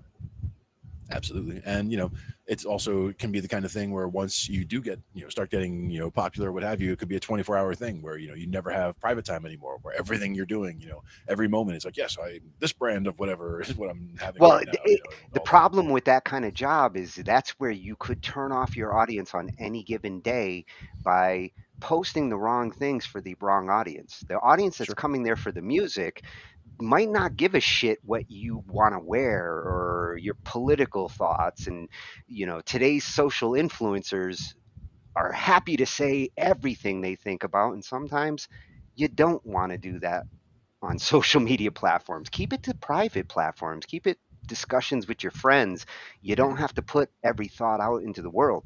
And if you do, consider the consequences of your career. Yeah, absolutely. There are things that should stay private, and there are things that should be public, and that's all good. But yeah, being aware of what you want to put out there, and being aware of when you're on camera and when you're doing things that are private. You're doing things that are your personal life or whatever. You might not want, like, I mean, if people come up to you on the street and they recognize you for your music, it might be like, yeah, awesome, But if you're like you said, if you're a comedian and you're getting recognized somewhere, that's going to be great, right? But if you're a comedian who has like really dark material or something, and you're at your nephew's party or something, I mean, yeah, that would be something you wouldn't want to be like, hey, you're the guy with the blah blah blah jokes. It's like, could you imagine Carrot Top in real life? It does not walk around with these props and Exactly. Yeah. It's like not everybody wants to be on all the time either. It's like they just want to, I'm getting a cup of coffee, leave me alone. It's like, but not everybody wants you to be on all the time. Like a comedian who's always on can be annoying as a friend when they're not on stage. Yeah. And if they, and then on the other side of that, they can get invited somewhere. And again, everybody thinks they're going to be, it's like the Steve Martin thing. Everyone thinks they're going to be super funny every moment of the day, but it's like, that's a thing I do. That's not necessarily who I am all the time. I have other interests. Like maybe he wants to talk about fishing or whatever. It doesn't. Or he just wants to eat his dinner. Yeah, exactly. You just leave the guy alone. Yeah, that too. Yeah, for sure. So our next one is a freshie and a very cool channel. Like this one is another one that there's when we go through topics, when I find these channels where it's like, okay, they talk about this, they talk about that, we've already talked about some of these things, this is going to be a good long-term resource. Nice. Coming from Adam Ivy. Yeah, Adam Ivy, smart man. And he's also got, website, adamivy.com, very smart man. And again, when you look at the channel, like, yes, we will probably be talking about all this shit eventually. Exactly. Lots of crossover material. I like it. Yeah, but different perspectives. He fit in perfectly this week because he's going to talk about marketing and, again, plays in with social media etiquette, how you market yourself, and it ties into the branding. And efficiency. Stop wasting time. And this was the newest.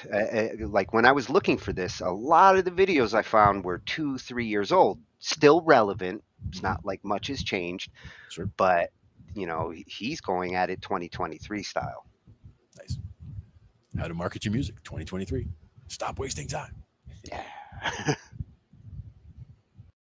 So if you're the type of musician that sits on social media complaining about not being heard while screaming from the rooftops that music should be about the art and not about the money, this video probably isn't for you. Newsflash, doing music as your full-time career is very much so about the money, because without money, you don't have a business. And where do you think the money comes from for independent artists? It comes from getting enough attention, aka a fan base. Crazy concept, I know. This is something the purists hate talking about because apparently, to some people, getting paid for the blood, sweat, and tears you've put into this for years makes you greedy, makes you a soulless capitalist who embodies everything wrong with the music industry. All right, let me calm down a second. Look, I'm here to cut through that played out narrative. I'm here to shake you guys a little bit. I'm here to convince you that you're worth more than you think. And in this video, I'm going to do my best to show you how to make that a reality with strategies that have led some of my most successful students to being able to do music as a full-time career.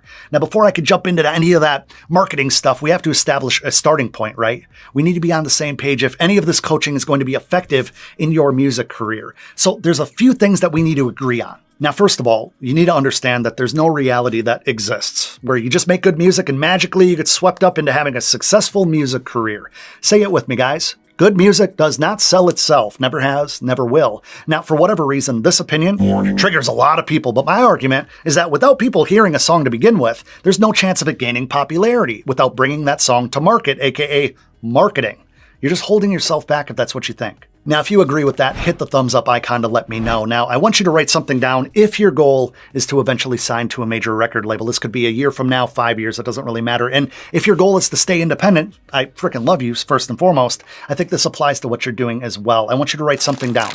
Record labels sign audiences, not songs. And side note, I'm talking about major record labels. I'm not talking about some random dude named Josh running his indie label out of his one-bedroom apartment in Vermont that claims he was an A&R like 20 years ago. Those dudes are like mosquitoes these days. So I think it's safe to say that I've pissed off a few people so far in the video, and I'm glad you're still here. Anyway, so in the first 2 videos of this training series, I broke down some key elements required to gain momentum as an independent artist, and I also shared with you my push-pull content method that'll not only drive reach and discoverability, it's also going to nurture relationships with your fans. And quite honestly, I guess it's a great place to start with today's training. The way we build an audience or a fan base looks something like this. A stranger bumps into your content, then becomes a follower, from there becomes a fan, and eventually, if we play our cards right, they become what I call family, or some people call it super fans. Now, does that path seem pretty easy? Yeah. The issue is there's too much chaos. Let me explain.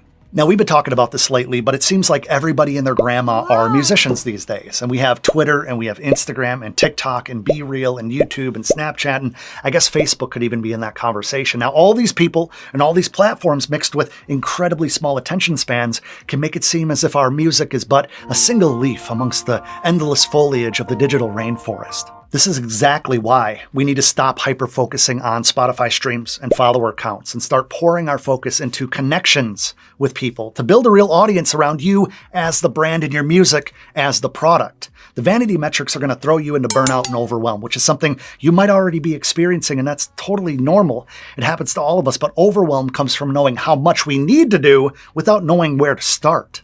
Now, if you're taking notes, and you should be, make sure to write this down. The solutions are within the systems. The problem is most of us don't have any systems in place. And then we're somehow surprised when we get burnt out. In order to find success in the music industry as an independent artist, you need to put systems in place to give yourself the best possible odds of going full-time for a long time, right? Sticking to a proper diet or sleep schedule is a system. Holding yourself accountable to post consistently on social media requires a system. Starting a song, finishing a song requires some sort of system. It's a process. It's an order of operation. It's also something that most creatives avoid like the plague because it can feel stuffy, which is ironic because those who have the best systems in place are also the ones experiencing the most freedom in life. That's something I think we all aspire to have more of. So what systems do we need in place as an independent artist in order to gain momentum and get to a place where doing music full-time is a real possibility? Well, it boils down to 7 systems. And I know that might seem like a lot, but it's going to totally make sense in a second. Now, the first system is an absolute game changer that unfortunately a lot of us ignore, and that's our health and wellness systems. Don't worry, I'm going to get to the sexy marketing secrets here in a second, but I can't stress enough the importance of our diet, exercise, sleep, and mental health when it comes to pursuing a music career or any entrepreneurial venture for that matter. Getting your health and wellness in order is going to have a ripple effect on every other system that I'm about to go over with you. So let's dive into the meat and potatoes. And if you're not already taking notes, pause the video, go grab something to write with because I'm about to go rapid fire on these. Okay, so the second system you need in place is a creation system. This goes for making music as well as the content you make to build your brand and your fan base. We need to have that technical side in order, like in terms of camera settings and lighting and audio, and we can do that with practice, but ironing out the 4 content buckets, your optimized messaging, and the visuals that you're wanting to create in terms of photos and then video content are all too often an afterthought for musicians. We need to systematize the process of creation just as much as possible without sucking the life out of our own creativity. We need to have fun with this, but keep in mind that those systems keep you accountable and keep you consistent. All right, so the next systems that I want to cover are the visibility systems that we need in order to step in front of traffic that already exists. If you're familiar with my content or any of my programs, then you know I'm always preaching the VCO framework, which is visibility, connections, and offers. But in your visibility system, we need to purely focus on where we want to be discovered. This is where you choose 2 or 3 platforms that you really want to dominate on and study all the features and tools for each platform. Build out your plan of attack in terms of the attention-based visibility content where you cast the broadest net to get new followers. You're attracting people that leads them to the next system. Building an adoring fan base requires a real genuine connection with the audience. And this is why having a nurturing system in place is so important. Strangers turn into followers when you get their attention. But without nurturing that attention, they'll never become a real fan of yours. It's like a relationship with the visibility system, right? Providing you with an opportunity to have a first, second, and third date where you have a fresh outfit on, you're smelling good, you're making sure that your hair is at least brushed a little bit. From there, you bring an audience into the nurturing phase where you're more relatable, you're more available, and you're more willing to open up on a personal level. This is like being 6 months into a relationship and not being afraid to maybe have something in your teeth or worry about throwing on that wrinkled shirt that you just pulled out the hamper. I think this is clean. You know what I'm talking about. The nurturing systems are why major artists and celebrities do radio interviews, they do press junkets, they release behind-the-scenes series for YouTube, and even more epic, their own documentaries. This is in place to strengthen connections with their audience. As independent artists, we need to have these systems in place within our content marketing and bucket systems that I just touched on back in the creation systems. All right, so the next system that we strongly need to consider building out is our automation systems. This is going to save us so much frickin' time with our marketing. Automation systems can involve services such as Later.com, not a sponsor, where you could schedule all your social media posts or your email marketing automations that can get somebody in an email sequence that'll drip content to them for weeks or even months without even thinking about it. Let me know if you want me to talk more about the automation systems in a future video, and I'd be glad to share a bunch of the different tools that we use and my students use. So let me know in the comments below. Got another sparkly one for you. So that's the promotional systems. I mentioned earlier that we need visibility, connections, and offers. So your promotional systems are all about what you have to offer your audience. This could be the system you have in place to build hype around your new single or an upcoming merch drop. Getting attention, nurturing that attention has to lead to some sort of offer if you ever want to go full-time with your music, because the offers are where you finally make money to support yourself. And here's some bonus sauce for you, right? Keep in mind that there's really only 3 types of content that we can create: attraction content, nurturing content, and promotional content. And all 3 fall perfectly into their respective systems here. The problem is that most musicians overload their audience with promotional content over and over again, which turns off that audience and stops them from bringing new people into their content ecosystem. And trust me when I tell you that once the relationship is built with actual fans, there won't be any need to beg for their attention. Also, quick side note, when I'm talking about promotional systems, I'm not talking about paid advertising. Anybody who tells you that you should go out and do paid advertising prior to having all these systems ironed out organically is either clueless, a con artist, or a failed musician posing as some type of TikTok guru. Paid ads are effective once you have the organic systems up and running, but if you're tempted to piss away your money on Facebook ads or promoted TikTok posts without having any way of capturing that traffic, I suggest taking an ice bath, maybe having a loved one slap you in the face to hopefully snap you out of that nonsense. All right, so speaking of traffic, we need to know what that actually looks like and then modify our plan of attack to get as many conversions out of that attention as we can. This is where your tracking systems come into play. I think we'd all agree that a lot of people over the past few years have gone viral, but they've unfortunately fizzled out and weren't able to capture that lightning in a bottle. Instead of being hell-bent on one piece of content maybe going viral, we need to focus on increasing our averages, and we can't do that unless we know our numbers. Off the top of your head, how many accounts have you reached on Instagram in the past 30 days? What does that look like compared to the previous 30 days? How many monthly listeners did you have on Spotify in September compared with this month? What's your average view duration of a video over on YouTube that's doing the best out of your entire channel? These are all basic analytics that we need to have a handle on in order to adjust and optimize. When you reference your numbers quickly, you can reference these things off the top of your head. You have an unfair advantage. Ask any accountant. So before I talk about the 7th and final system, which is definitely one of the most important, I want to acknowledge something, guys. Look, I know that this is a lot. It might feel like you're drinking from a fire hose right now, but this is fundamental, proven frameworks, marketing strategies that you need to have in place if you want to do music as a career, or if you're already doing music full time. These things are going to help you break through that glass ceiling and actually scale your business. Now, if you're still with me at this point in the video, first and foremost, thank you, but I would bet my money that you are more determined than most artists. I think most musicians are seeking out the quick fix, tips and tricks, 5 secret steps, and every other magic pill, get-rich-quick piece of bullshit content they can get their hands on. Those people clicked this video, and then within 45 seconds, they clicked on something else, but you're not like most people. And that's why I'm so excited to announce that in just a couple days, I'll be opening enrollment into my Sell Music Masterclass 4.0 program, where I'm able to take my time to really help you create all 7 of these systems in detail with the resources to get you up to speed quickly and easily.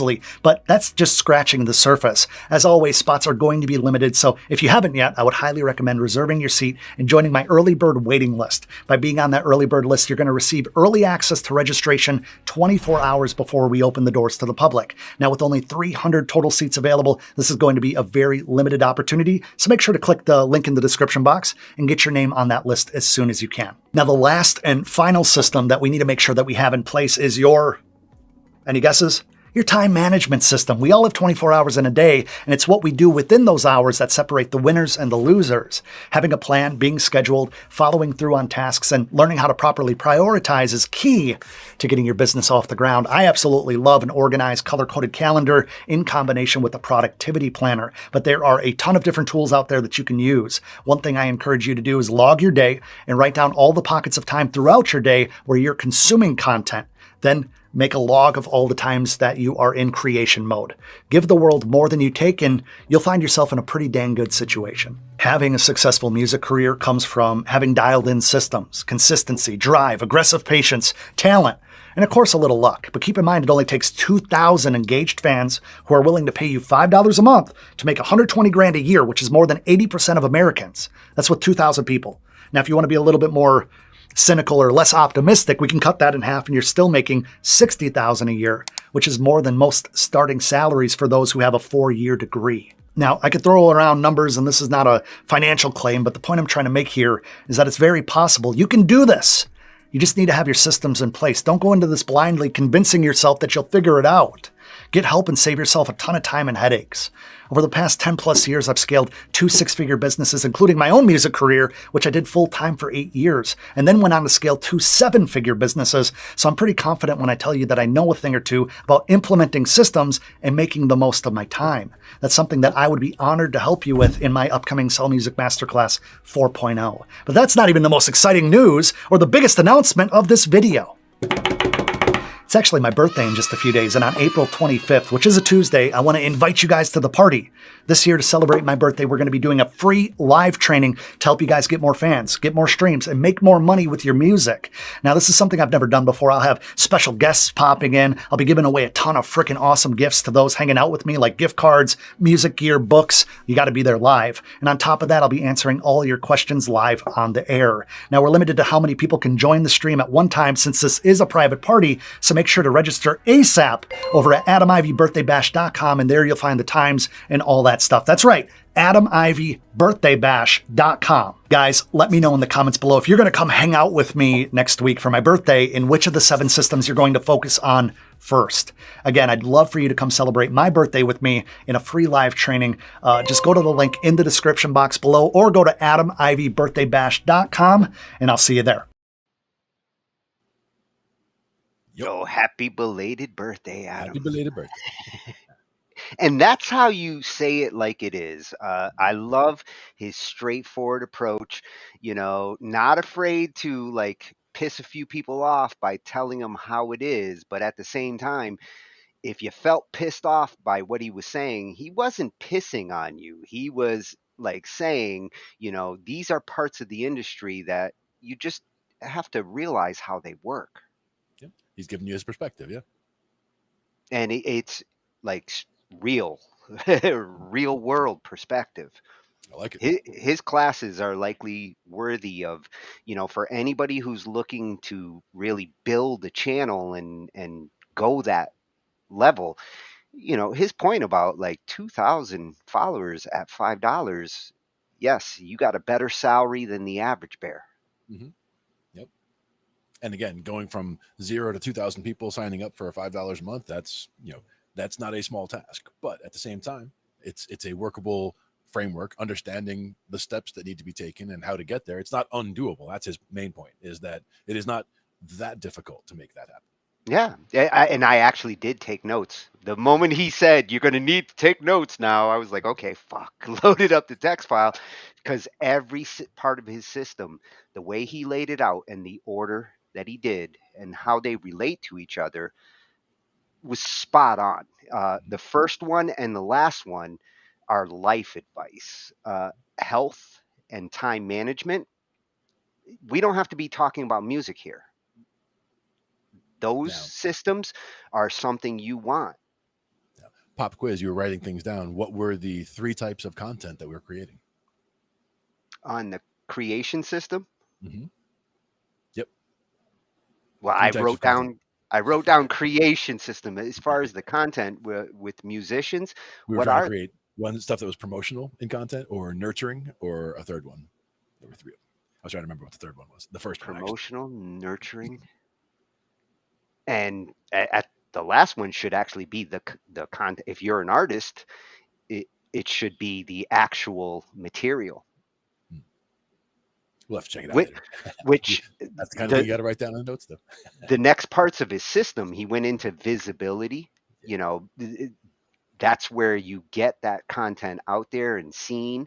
And then from visibility, nurturing, which is the one you hear all the time, like you need to post regularly every day in order to nurture your followers and your fans. But again, the right kind of content, because if you're posting promotional material every day, that is not nurturing your fan base. That is beating them over the head with the promotional stuff. That's what I was getting at the 3 different types, was that so many people, they feel that engagement thing and they say, oh, I have to engage all the time, and they keep doing the promotional, never just sending the nurturing or the background and stuff or the bonus things. Hey, thanks for being a member for so long. Here's some background stuff, some bloopers, whatever. It can be anything, but they feel, it's extra stuff. Yeah, he did not ignore that. He Yeah. mentioned the Absolutely. dangers of over promotion. If all you're doing is promoting and there's never actually any content that really sustains that audience, then yes, you are just a constant commercial. Right. And that's what you want to avoid. Constant engagement, good, but the right kind of engagement is important. Yeah. And his automation, he did mention later.com, which I want to check out because, Mhm. you know, when it comes to strategic timed posting, once you're really going and you're like, oh, I got to put this out over here, I got to put this out, you could spend all day just promoting across all these platforms Yeah. and finding a solution where one button click, set up your posts, and then blast it out where it needs to go, where it fits. Worth checking into that. I might add that as a potential topic for the future. Right. Now, on topics, I think we have one more on social media for artists in 2023. Yes, this was another new channel, full stack creative. Mhm. And another one where when I'm looking at like the topics and the channel, I'm like, We'll be yes, back. yes. And look, he's asking, are you a musician, filmmaker, writer, graphic designer, creator? Yes. The boxes that we check. By Indiepreneur, full stack creative. And he's at music marketing on YouTube. Awesome fucking at. Good pick. Nice. And we have social media for artists in 2023. Yeah, and again, 2023. It's about now. Yep. Current events. Media is one of the main ways that artists and entertainers gain an audience these days. For the rest of the 2020s, you can expect your experience on social media to be fundamentally different from the last entire decade of social media growth. So the changes that I'm going to outline in this video directly impact all artists and entertainers, and if you watch until the end of this video, you should have a massive edge on any artist who doesn't know what I'm going to tell you about. Let's get into it.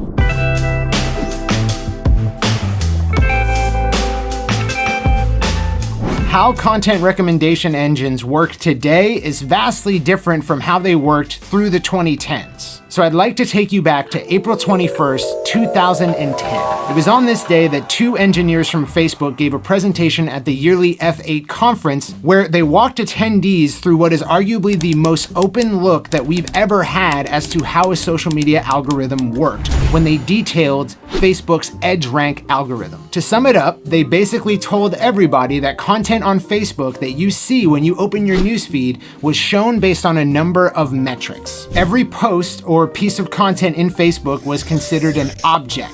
Any interaction with that object was considered an edge. So if someone commented on a video, that created a new edge. And when you opened Facebook and your newsfeed appeared before you, you were shown content based on a number of factors having to do with these edges. The first being the affinity score between you and the original poster or the person who created the last edge. If Facebook determines that your interests closely align with the original poster, that pushes it up in the newsfeed. Overlaid on top of that was a time decay vector, ensuring that the newest content would be pushed to the top of your newsfeed, that which was more relevant to you at that time. Every comment, like, and share is an edge. So the more comments, likes, and shares, the more edges, the more affinity scores, the higher up in your newsfeed it would rank. What we learned on that day, and what was the common knowledge for social media marketers for years after it, was that recency of content was important, that engagement was incredibly important, and that these two factors played a role with each other, such that if you had a post that was years old but randomly started getting tons of engagement, it might show up in your newsfeed. But if you have a very new post that doesn't get any engagement for the first 2 hours,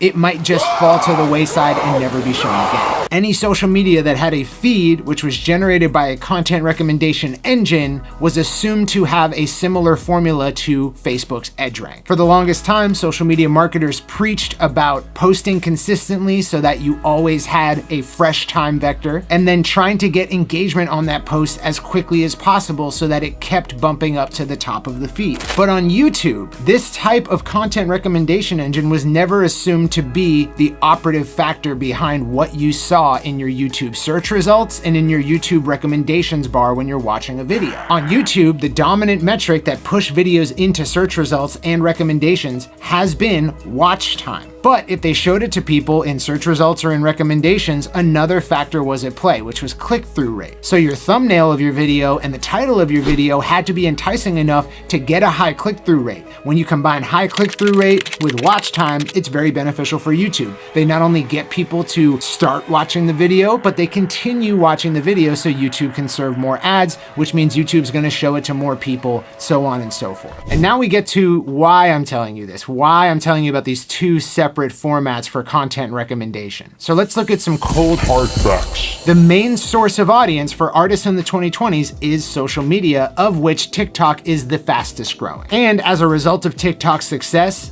every social media app is now copying TikTok. They're copying how TikTok serves what content and how it presents that content to you. So we went from a feed on Instagram, the dominant way that you were served content, to a full screen vertical video format where you're swiping through videos. On YouTube, we got YouTube Shorts, another full screen vertical video format intended for mobile where you're swiping through videos. If you can understand the reasoning behind why these apps are copying TikTok, then you can exploit it to your advantage for the next decade. Now, there are tons of cringy, washout music biz never-wers who are aggressively wagging their fingers at you about how algorithms work. You need to know how social media algorithms work. I don't want to be one of these people. Nobody outside of the engineers of these social media platforms understand how the algorithms work. So we can only speculate. Here is my opinion. What I believe is behind TikTok's wild success. TikTok has effectively combined the two dominant content recommendation engines that I told you about at the beginning of this video. They've taken the watch time importance from YouTube and combined it with the engagement from Facebook and Instagram. On top of that, they've created a content experience that takes up your entire phone screen. And instead of swiping down a feed, you're swiping through individual bits of content. So each piece has your full attention the entire time that you're watching. So, number one, I believe TikTok trains its content recommendation based on watch time. I've spent time as a passive user of TikTok. I've begun to understand how it's serving me content, and I think the most important feedback that TikTok gets from users is how long they stay on a video. Not all users are going to comment, like, or follow. It's not a dominant behavior on the platform,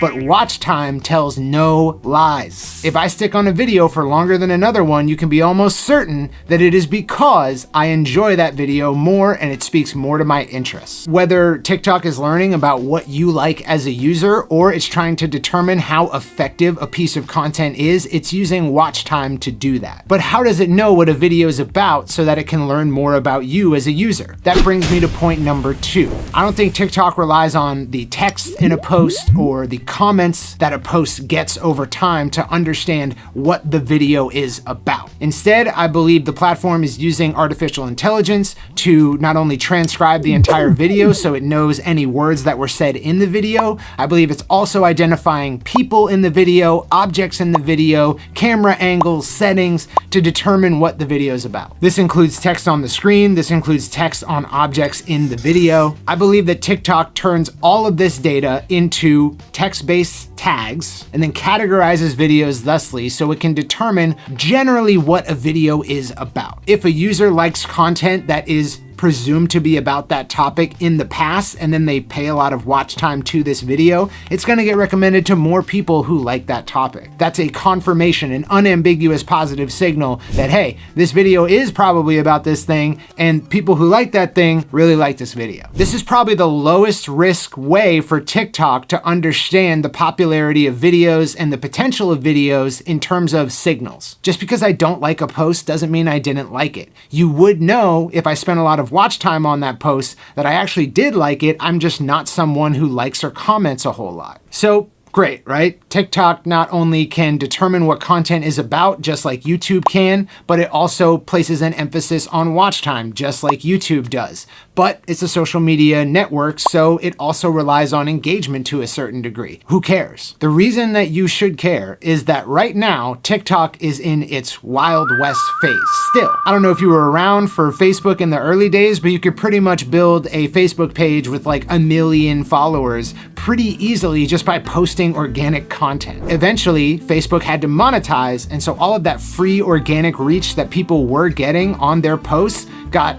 downranked, and Facebook started charging for ad space. My argument is that a similar era is at play for TikTok, and that has forced Instagram, which is owned by Facebook or Meta, to re-enter a golden phase. Because of that era that TikTok is creating in order to compete with all of the other social media platforms, people really want to use TikTok because you might just get famous on it because it has so much juiced organic reach. That's forced Instagram to dial back some of the limited reach that it's had in the past. So on Instagram Reels, you're getting a lot more reach than you otherwise would have in the Instagram feed a few years back. And that's important because on TikTok, posts do not need to be incredibly popular to show up in your feed. As you scroll through videos, you'll start to see less popular content the deeper you go. Sometimes you'll get served new content from small accounts pretty much immediately. So if you're trying to gain an audience on these new vertical video focused social media platforms, there's an opportunity to grow insanely fast right now because of these factors. And so here is where I want to give you the edge over all the other content creators, artists, and entertainers trying to grow an audience right now. So number one, now more than ever before, the first 3 seconds of a video is the most important real estate on social media. Having a great opening hook, whether that be text on a screen or something that happens in the video in those first 3 seconds,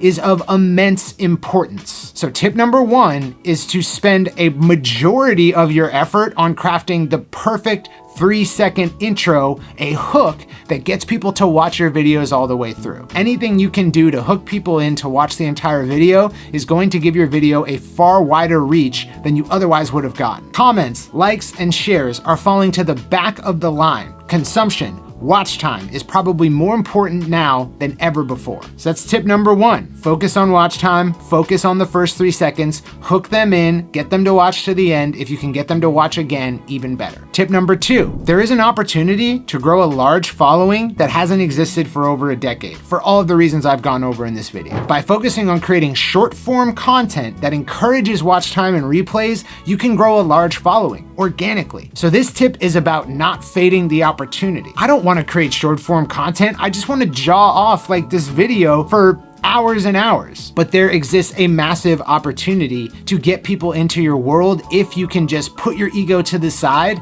and say, I'm going to accept this challenge. So tip number two is to not cool guy this opportunity. And then tip number three, this is the device where content exists today. Vertical video is not going anywhere. Stop creating content and web experiences for this aspect ratio. You should be thinking mobile and vertical first, and that comes to your content. It also comes to how you design your website. Make no mistake, this should be your primary focus. If you can dominate that, then the world is your oyster. Tip number four, spend dedicated, concentrated time using these platforms as a user. I could never have understood what I want to create on these platforms, how I want to seize this opportunity, if I didn't spend time as a user. As much as I hated it, go on TikTok, go on YouTube Shorts, go on Instagram Reels, and just swipe. Over the days that follow, you'll start to think, you'll start to formulate what you like about it, what you learn from it, what people are doing, what you could do that's like what they're doing, but a little bit different. All of your ideas when it comes to dominating these platforms will come from your use of these platforms. So if you haven't used them,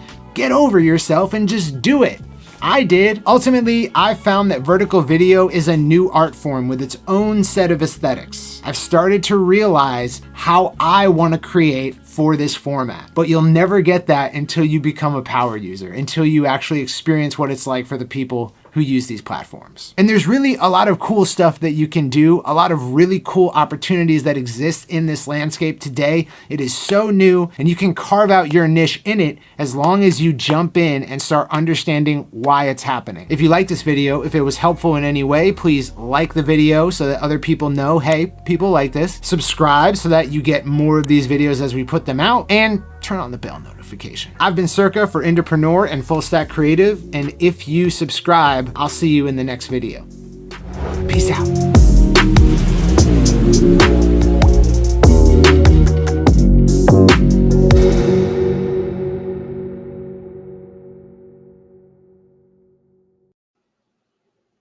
Entrepreneur.io and at Music Marketing on YouTube.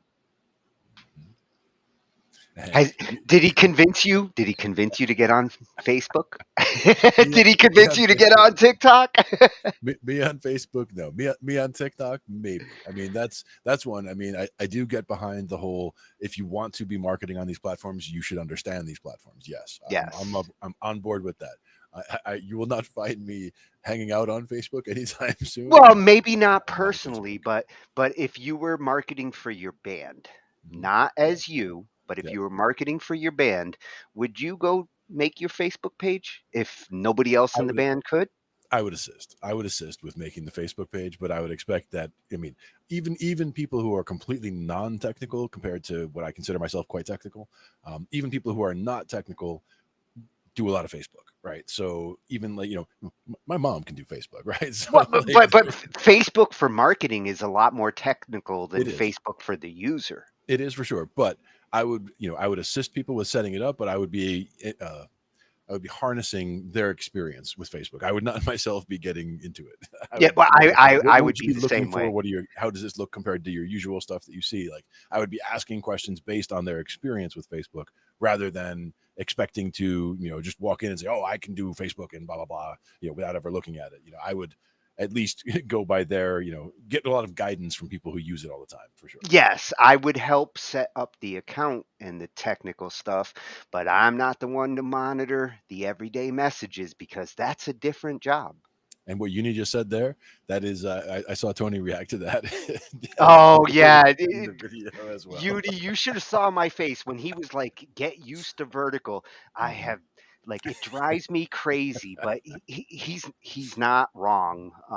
The truth is that these shorts, they're going after the advertising market. Like, shorts are like commercials, something that are very successful in media, and vertical, like the acceptance that more people are using vertical devices typically than computers these days. And I hate it, but at the same time, I can't argue with them. What's funny is that you and I are two of the people who probably consume the least amount of anything on a phone. Like my phone, I send text messages and I get text messages and I use directions to get places and things like that. But I am not ever watching, you know, videos or scrolling through websites on my phone. I mean, that's just not a thing that I'm about. I sit at home, you know, when I'm doing stuff and I got a computer and I've got a big screen and I just, you know, I do my stuff there when I want to be able to see things. I'm old school. Very specific things that I do with it. Yes, I'm old school. Like, a phone was meant to call somebody and talk. But I did use things like, you know, BANDLAB on my phone. I use BANDLAB to record like the sound of rain in my car, you know, from BANDLAB in my phone. I was like, hey, I've got, you know, hit a couple buttons and hey, I can record something right here. But to me, you know, to do things seriously, I will come inside and do them on a machine with a DAW and just get things, you know, the way they need to be.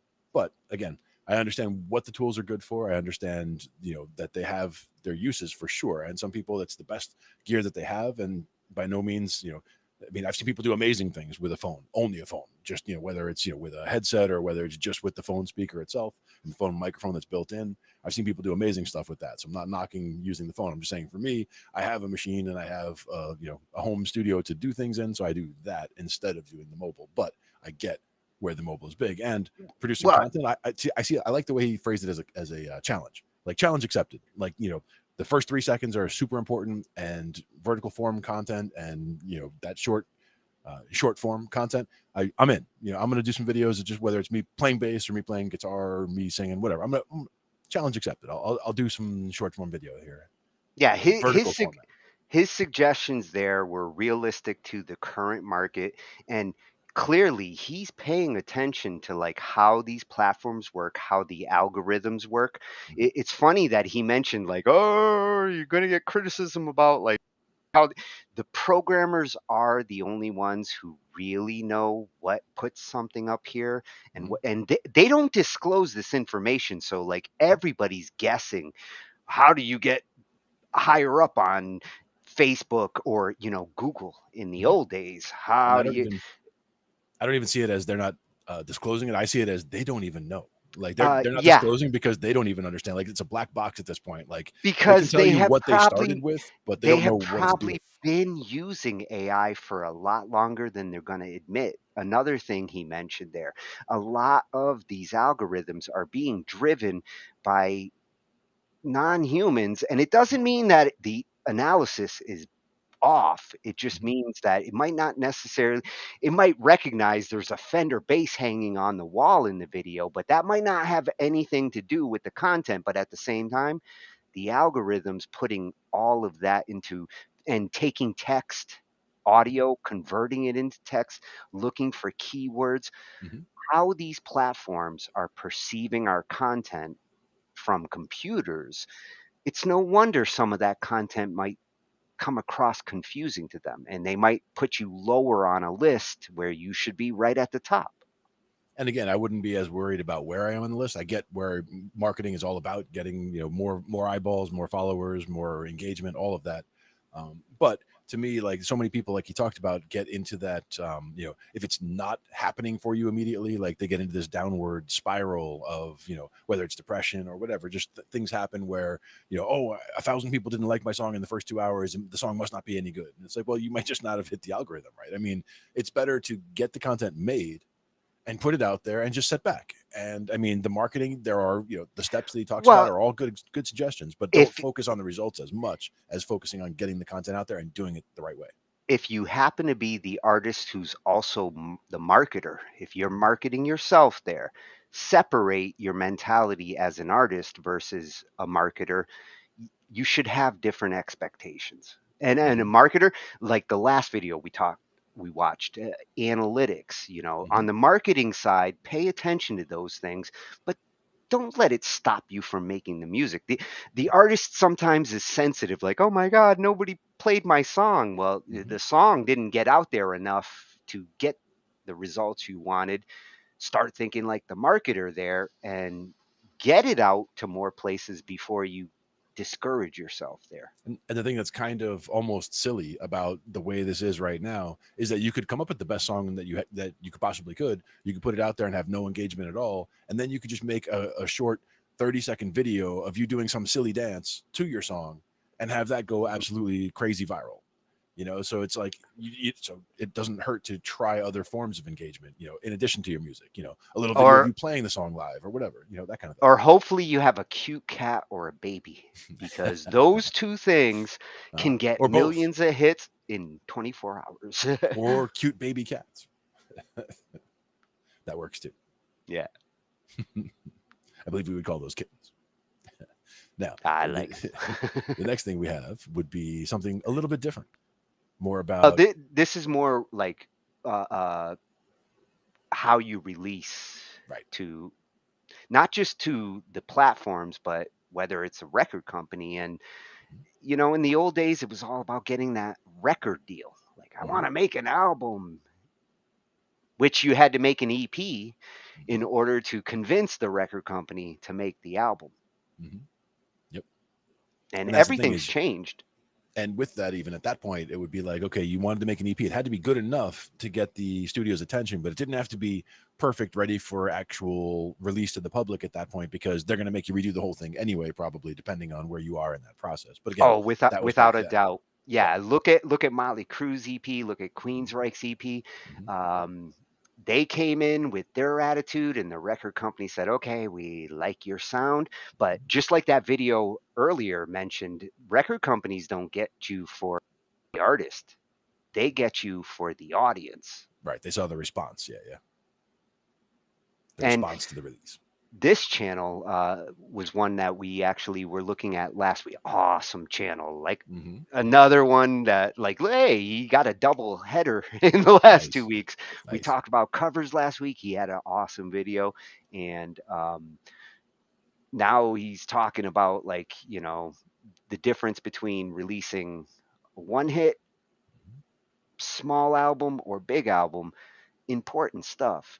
And it's at Band Builder Academy, and he's got a website over at bandbuilderacademy.com. Fantastic on this channel. Nice. Another one that's, you know, business centric, next level music promotion. It's what we all want to do. And this one is, should artists be releasing singles instead of albums or EPs? Let's check it out. So a lot of you are being told you should only release singles, and you're a little confused, maybe even a little disappointed. Like, when can I release an album? My favorite artists release albums. Why can't I? You can, and I've got a different take on this. In this video, I'm going to tell you when you should be releasing singles versus albums. I've also got some release strategy tips and some mistakes to avoid.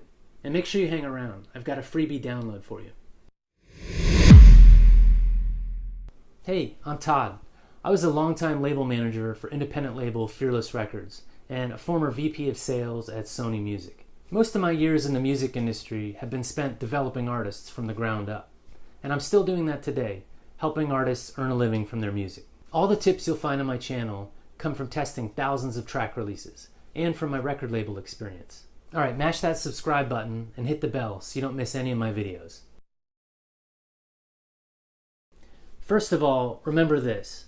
Singles are for finding new fans, albums are for nurturing existing fans. Now, I'm a big believer that new artists should be releasing mostly singles, but it's like I said, singles are for finding new fans. So with each track release, you're trying to leave as big a footprint as possible. Now with an album, you can explore a concept, set some branding rituals, and sort of memorialize this moment with your core fans, and try to lock them in for life. Now, if you're successful branding yourself through imaging or social media, and you're just out there and really present, then maybe as fans, we don't need an album to become a lifelong fan. At that point, it becomes more about your personal brand than albums. But for those artists into the album format, I think it becomes a good tool for expressing your brand and building lifelong fans. When you take a singles-only approach, sometimes you fall into the habit of just trying to write hits, or perfect your songwriting and try to fit into a certain style or format. And this could stifle your creativity or prevent you from taking risks that you might on an album. So you should eventually work towards releasing an EP or an album. But here's why I think new artists should focus on singles.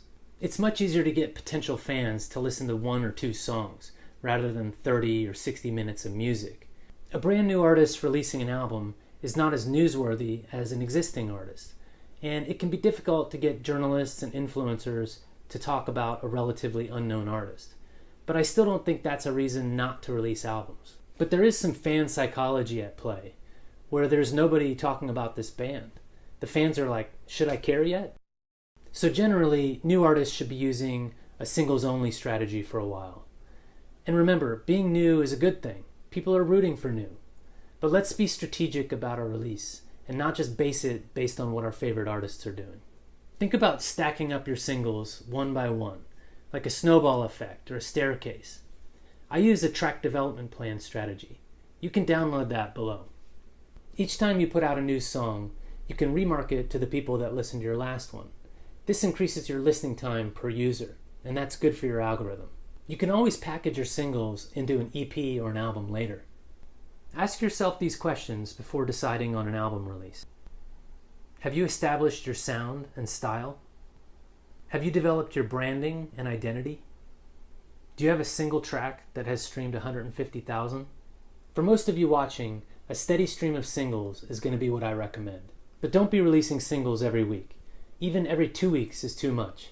I'm not into this fire hose spray and pray strategy. Here's why that's just dumb. If you release a single every week, you can't even get Release Radar on Spotify. Why would you want to miss out on that? To get Release Radar, you have to pitch a week in advance. And you can only pitch one song at a time. So the way it works out, technically you miss the deadline and it makes it impossible to do. Here's the second big thing. After you release your track, the algorithm might grab a hold of it. Who knows? Maybe it's going to take it on a wild ride up. But as soon as you release another song on top of that, boom, it sort of hits the pause button. And then you'll never know if you might have hit that momentum and it could have gone even better for your track. So that's another big reason I wouldn't do it. I want to mention something else. Music is not the complete picture. I mean, what about video content? You want to have some kind of video and a plan behind it. And when you're doing it so frequently, that could take a lot of extra time. Your singles should also have features from other artists from time to time. We learned the true value of collaborations during the pandemic. And features has become basically like virtually touring with other artists. Another thing, songs take a while to sink in and work their magic on us. We have to hear them a few times. We might have to be prodded by our friends or just hear it over and over before it really sinks in. Recently, I was talking with one of my music lawyer friends, Eric German. He's a great guy, one of the few lawyers that still gets out there and goes to shows and has meaningful conversations with the artists. We had similar ideas on release strategy, but I liked his 6/8 strategy. He put it in the context of an artist trying to get signed or get attention from the industry. The idea is that you would release 6 singles over a period of 8 months, which gives you basically like an EP every year. And that would give you maybe 4 months to prepare your releases and then 8 months for the marketing and promotion onslaught. So after doing this a few times, hopefully something catches fire, you start to get attention, maybe it attracts a label and you get signed. If you do get signed, awesome. Hopefully you're on your way to breaking through to a bigger audience. But there's no guarantee that that will happen. But if you don't get signed, don't worry. Just make improvements and some adjustments over the next 4 months and then repeat the process. What often happens is an artist ends up signing too early and they put those singles and an EP out on a label and they've given up 50 to 80% of their rights. And if it doesn't go well, then now next time you want to put out a single or an EP with this label, you're sort of in an uncomfortable position. And at least in the self-releasing scenario, you own 100% of your rights. What many of my members have started doing is releasing an album of material over a period of a year, maybe as 2 EPs, and sometimes even over 18 months. So here's an example. So they'll release 4 singles in a row over 4 months and drop a 6-song EP. Then take a break to record, then start another 6-song EP over 4 months. In the 2 EP scenario, you'll have enough time to separate your recording and promotion efforts and not spread yourself thin while in the creative phase. I also wouldn't go full blast 100% with every song. Unless you can afford a video, advertising, and an influencer campaign for every track release, then I would break it up into A campaigns and B campaigns. I mean, even major companies like Apple, Honda, Nike, they're not doing 10 to 12 campaigns a year, and neither should you. So choose your best songs wisely, and perhaps focus on 4 or 5 big ones a year. Again, grab my track development plan in the description below, because it shows you what to do for these big A campaigns. Some of you brand new artists are thinking, Todd, I want more music out there quicker. I don't want people checking out 1 or 2 songs and then leaving. I'd tell you to be patient, but if you want to get more music out there in a shorter period of time, then release double singles. Lead with your best song, call it the A side. And then for the second song, call it the B side. That one you're not going to put a big marketing campaign and video budget into. Leave some comments and questions below. If you like this video, you should check out my other video on how much should I spend to promote a single. I really appreciate you checking out my channel. I hope I can help you on your way to making music your career. All right, take care. Making a career in music sounds good. I love his final note there. A side, B side, 45s were the standard way to like release singles in the old days. Very successful approach. Mm-hmm. Yep. Your Take something yep. with something that kind of complements or shows like, you know, another side of the band. Think of the B sides that you got on your 45. Sometimes they were not the like hits on the album, but they were little gems. And a 45 was a very small record. for those who don't know. It looked almost like a CD. Almost, but not quite. But great advice all around. Again, I like this channel because it's straightforward, solid advice. I mean, his main theme there was over releasing. Like, if you are going the singles approach, over releasing decreases momentum on the song. Like, you're kind of killing this song when you're pumping out another one every week and even Saturating 2 weeks. the pool. Yeah. You don't see major artists doing that. Like, when they come out with an album, if they're smart, they spread the hits on that album across the year, which the 6/8 strategy was spot on. If you can actually produce 6 good songs in 8 months like that every year, then the single strategy does work, which turns into the EP at the end of the year. Also, don't forget that in a lot of cases, a lot of musicians will have material that is either partly cooked, partly baked, but not completely finished, or material that is, almost done, where they have like almost a whole album that they have just kind of on deck that they haven't really put anything down for yet. It's not a bad idea to have material that's just done and like in the can and ready to go, but you haven't released it yet. If you haven't gotten, if you're not on the trajectory where you're already getting big, then there's nothing wrong with like doing a bunch of music and keeping it under wraps and then going through with any of these schedules that they have, because then you're not pressuring yourself to come out with a new single every week or every month or whatever. You have them all done and you can be working on the next set of things that you're going to be doing while you have the release schedule going for the stuff that you've already done. So don't feel like you have to release the day you finish it. Like the first song you get, it's not like, okay, let's get it out there right now, because you get people attracted to you and then they start looking at your channel and you have that song, it's like, get more material there for them to come to first. Yeah. And I'm a firm believer, like when it comes to albums, they should represent like the artist or the band in like a moment, where all the songs collected together represent that.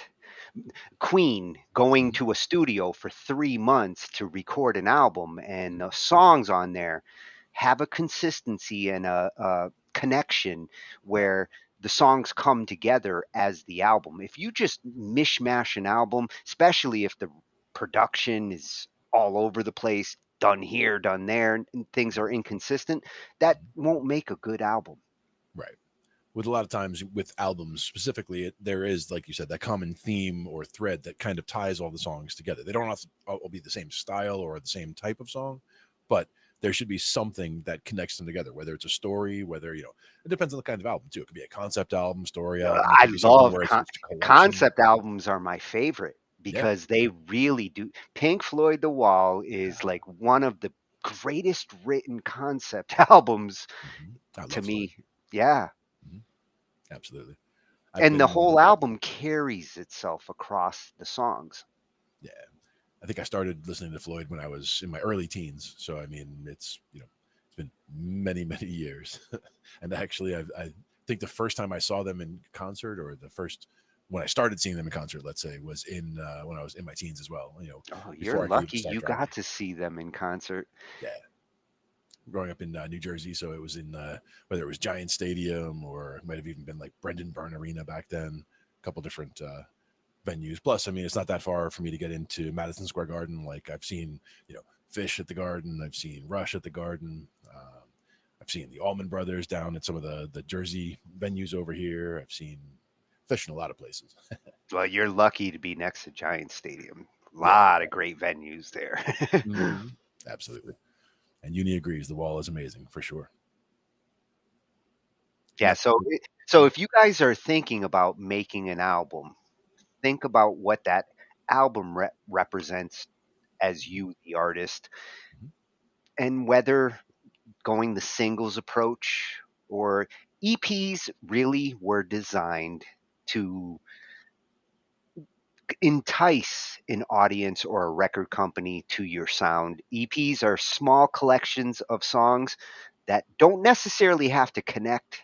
They just show off, your abilities. And I did like that strategy where it was a six song EP where there's 4 separate single releases, like separated by a month beforehand, like single 1, single 2, single 3, and then when you release single 4, there's the other, that's when you release the whole 6 song EP. So, the 4 best songs, let's say, are what you start with, but then the other one has 2 more, with it. So you have 2 more bonus tracks coming out essentially with the 4th one. And then you've got the whole collection now. Good stuff. Gives you an opportunity to show off your different sides. Right, exactly. And then there's always, collection albums where it's, songs that are all about this or all about that. It depends on what your own collection is like as well, what kinds of songs you have available. And, whether you prefer concept albums or collection type stuff, keeping everything in the same, style. Yeah, what you're trying to show the world you can do. Yep. So that was at Band Builder Academy. And the next one, this one's another one that came from the top.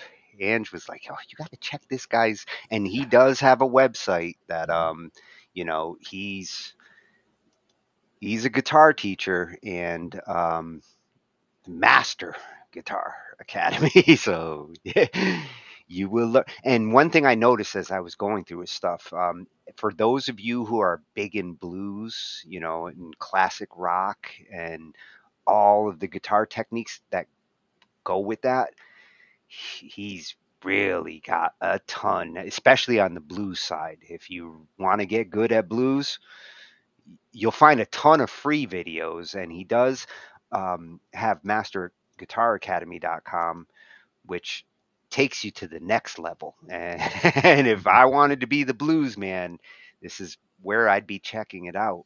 And the blues is a good place to start because pretty much any style of music you're playing, you can get away with some blues style riffs up in there and, build from that for sure. Yeah, it's Robert Renman and masterguitaracademy.com, and he's at Dolphin Street over on YouTube, and you'll find tons of free videos in there with awesome tips. Nice. And this one specifically? Yeah, this one, for me, like I see you guys like, oh, you do this and then do it 7 frets up and and I'm like, okay, but how do you know what notes what? I know when I look on a keyboard, what note I'm looking at. When I look on a guitar neck, I have to do math. And I'm assuming that like the guitarist is tuned properly because nowadays guitarists like, I'm drop tuning here. And all of a sudden that E is not an E anymore. Yeah. One thing though is that with guitar, like most of the time when I'm playing along to something, I don't like hear something and say, okay, that's a C. And then I find a C on my guitar or bass and play a C. I hear a note and I say, okay, that sounds about this high. And I play in that region of my guitar or bass and find the note. And I don't really care whether it's a C or a C sharp or a B or a B flat. I just know that it's that note. That's the one. So like, boom, once I've got that one, now I'm locked in because I've got the one, I've got the octave, and I know where everything is relative to that note. But if somebody asked me, what key are we in? I would probably just look down and see what fret I'm on and be like, oh, that's okay, 8th fret. That's either, and then that's the math that you talked about. Usually you can have a good idea of where you are based on some certain landmarks. And the good landmarks to start with are the open strings, which, understanding that in a standard tuned guitar is E, A, D, G, B, E. So like the low 4 notes are the same as a 4-string bass. So E, A, D, G is what a 4-string bass would be. So if you see somebody playing a 4-string bass and they're playing just an open low string, that's that low E, unless they're, like you said, unless they're doing funky tuning. But if it's just standard tuning, you'll see them do that low E. The octave for that would be 2 strings down, 2 frets over, and that should be standard on any bass that you're, it's in standard tuning. Everything's tuned in fourths, so everything, when you go to fret 5, that next string is that same note. So you go from open string to fret 1, 2, 3, 4, 5. That 5th note is now an A, and that's the same as the next open string. And then you go 1, 2, 3, 4, 5, and that's a D, and that's the same as the next open string. 1, 2, 3, 4, 5 is a G, next open string. For my 5-string bass, I have another string down at the bottom, which is lower than that E. Same idea, though, 5 from down from there. So all the same patterns work no matter where you are on a 4-string or 5-string bass that's tuned in those standard tunings. And you got those Superman ears. So I bet you when you hear somebody playing something and they're in a different tuning, you're like, wait a minute.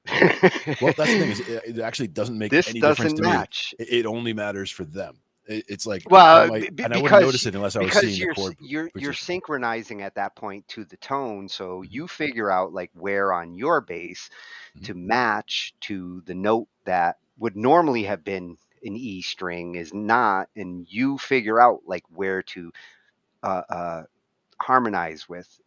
And to me, I'm more looking at looking even at the picture that's on screen right now. I see his hand is in the 1st to 4th fret spot. Like I would call that position 1, essentially, where you're in that very low note section of the neck. And if he started playing there, that's where I would start with my hand. I would start just going all the way down to that same 1st to 4th fret area, because I see that's where he's playing. And whether he's in standard tuning or not, I could find the notes by ear or what he's playing.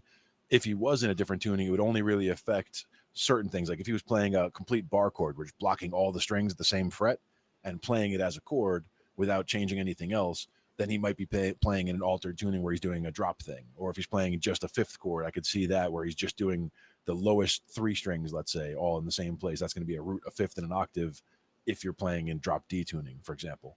So I might recognize something like that. But if I were just looking at where their hand is, I'm not necessarily looking at every spot where every finger is pressed down, because that's hard to see. It's more about they're in that region of the neck, so I know I can jump to that region of the neck and find the notes that they're using. And then if I want to transpose it somewhere else because it's more comfortable, that's no problem. I can just, once I hear, oh, that's the root, okay, that one, and this one are the root, I know that I can find whatever note, like we were saying, to find the notes on the fretboard. I don't have to know that this is an F to know that if I'm playing on the 3rd, if I'm playing on the 1st fret, let's say on that low E string, that's an F. I could also find an F on the 8th fret of the next string, because if you go 7 frets up and down a string, that's an octave. And I do the same thing again and again.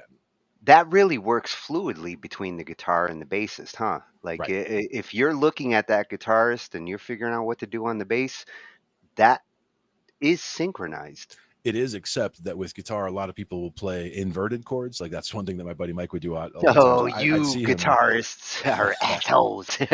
Like I see him playing at the 8th fret, so I jump up to the 8th fret, and I'm like, it's not that note at all. And it's because he was playing in an inverted chord. So, oh, that note at the 8th fret, that was the 3rd of the chord, or oh, that was the 5th of the chord, but the root is over here. And I should have seen from the claw, like we said, that he was using it wasn't the standard. I was thinking, oh, it's a bar chord, like an A-shaped bar chord at the 8th fret, but no, it was a C-shaped fragment that he was playing up at the 8th fret, and it was totally inverted and not exactly what I was looking for. Well, but that's a guitarist. Like, what are you doing?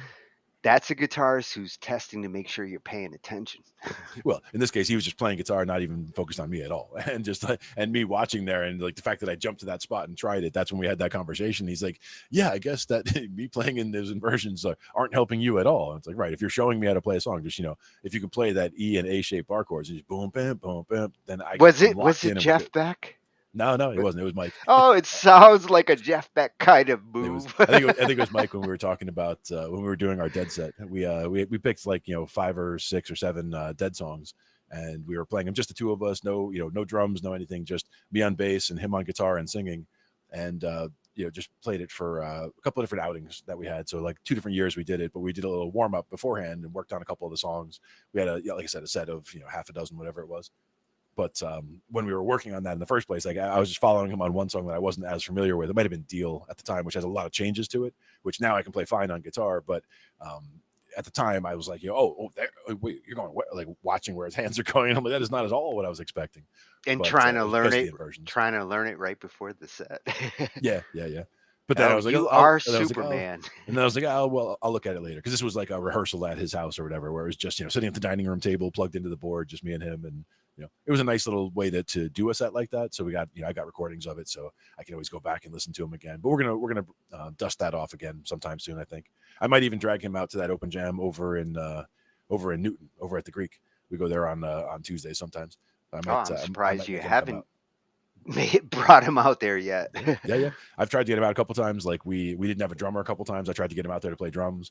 There's other times where I'm just like, just come out and jam, whatever. But like, I mean, again, he's got a wife and kids, so he's got stuff that he's got to do. Plus he's got jobs. Plus he's got to plan for all the sound stuff that we do. So I get that he's busy, but it's like, I'm just, I just throw it out there sometimes. I'm like, hey, we're going to be up there on Tuesday. Let me know. And, he'll either show up or he won't. Yeah, it's like what we were talking about in the other video, time management. Time management, exactly. But on this one, it's how to learn the notes on the fretboard before we run out of time. Yes, hopefully I will know what those notes are when I look at guitar. Yeah, and we will find out.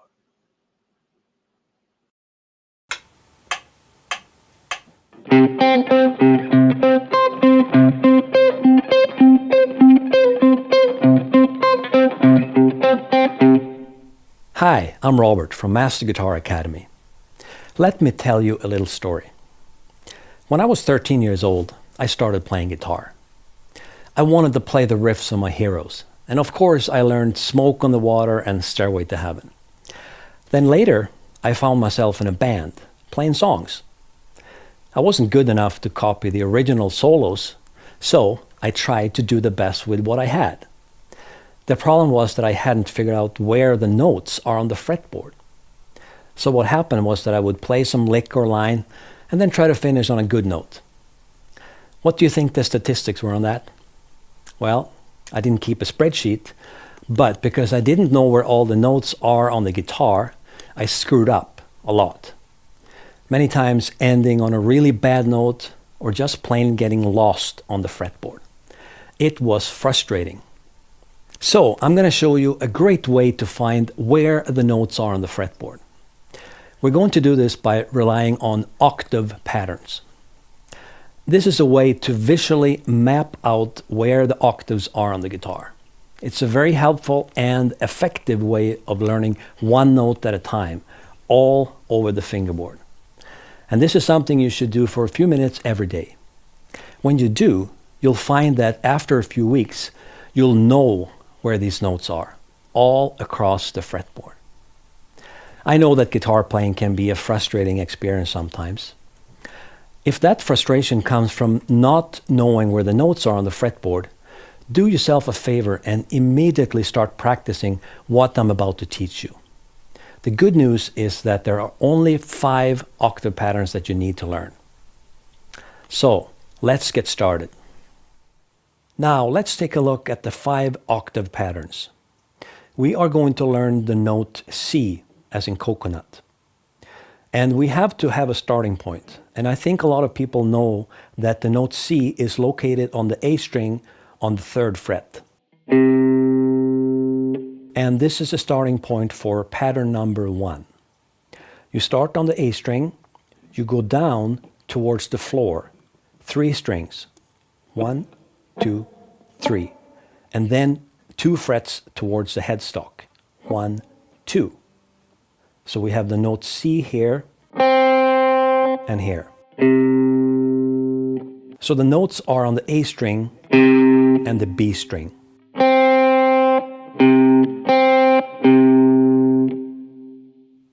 Here is pattern number 2.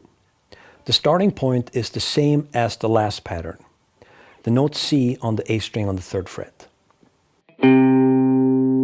Now we go down towards the floor, 2 strings, 1, 2, and then 2 frets towards your picking hand, 1, 2.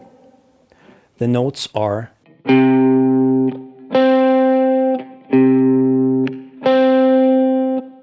we're playing the A string and G string.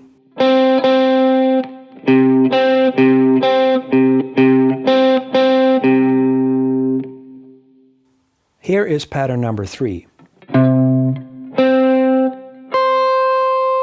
Now we actually have 3 notes because we use both of the E strings. And you can see that the note C is here. And you know that because it was part of the previous pattern. So we move the hand up, play that same note now with the index finger. Then we go towards the ceiling, 3 strings, 1, 2, 3. And then 3 frets towards the picking hand, 1, 2, 3. Now we have C here, and we have C here. And we also have C here,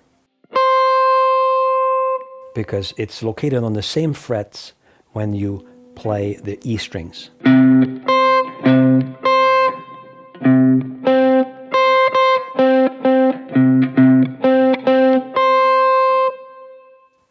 Here's pattern number 4.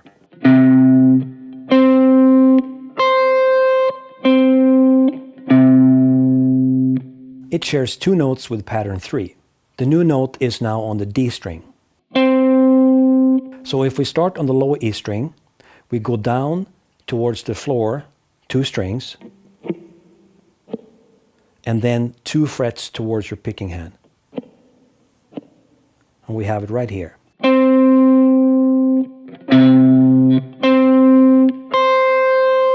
And compare that to pattern number 3.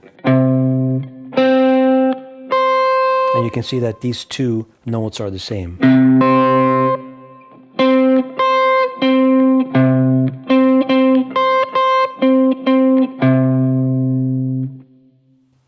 And finally, here is pattern number 5. The starting note is part of the previous pattern, number 4. So we're starting on that note on the D string. We go down towards the floor 2 strings, and then 3 frets towards your picking hand. 1, 2, 3. And we have C right there.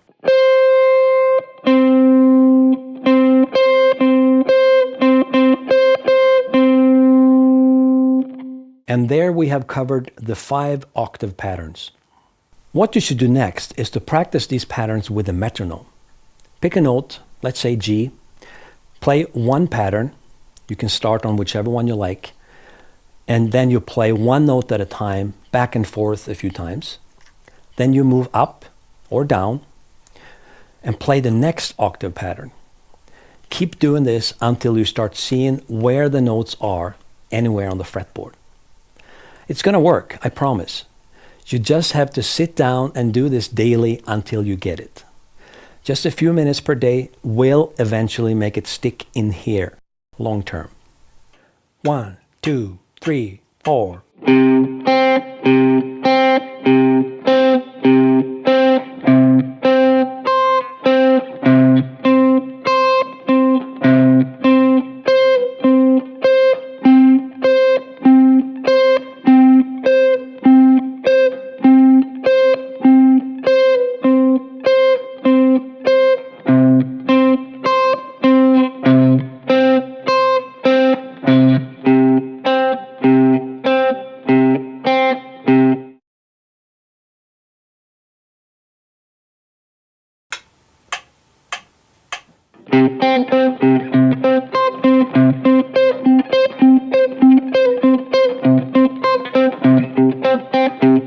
I recommend you do this about 10 minutes per day. Only move to a new note once you can go between all 5 octave patterns without making mistakes. The thing is, when you work on learning notes this way, you'll become very, very confident on where they are. And this is going to help you immensely when it comes to learning things like scales, triads, arpeggios. The same goes for lead guitar and rhythm guitar. You'll always be able to find the root notes for the chords, and you won't feel like you're always getting lost anytime you try to be creative. In other words, the fretboard becomes your friend, or maybe we should call it a well-known place filled with friendly faces. Now, I have a course on fretboard navigation that you may want to take a look at. It's actually a 2-in-1 course. First, we practice finding the 7 natural notes, one at a time, all over the fretboard. Secondly, we learn 2 licks in each of the 7 keys that you learned in the first part. The result is you'll have 14 reusable licks that you can play in any of the 7 keys, A, B, C, D, E, F, G. The course is over 3.5 hours long, so there's lots of material to work on. All right, I hope you found this useful. Let me know in the comments. Please subscribe and give me a thumbs up. Take care, and I'll see you next time.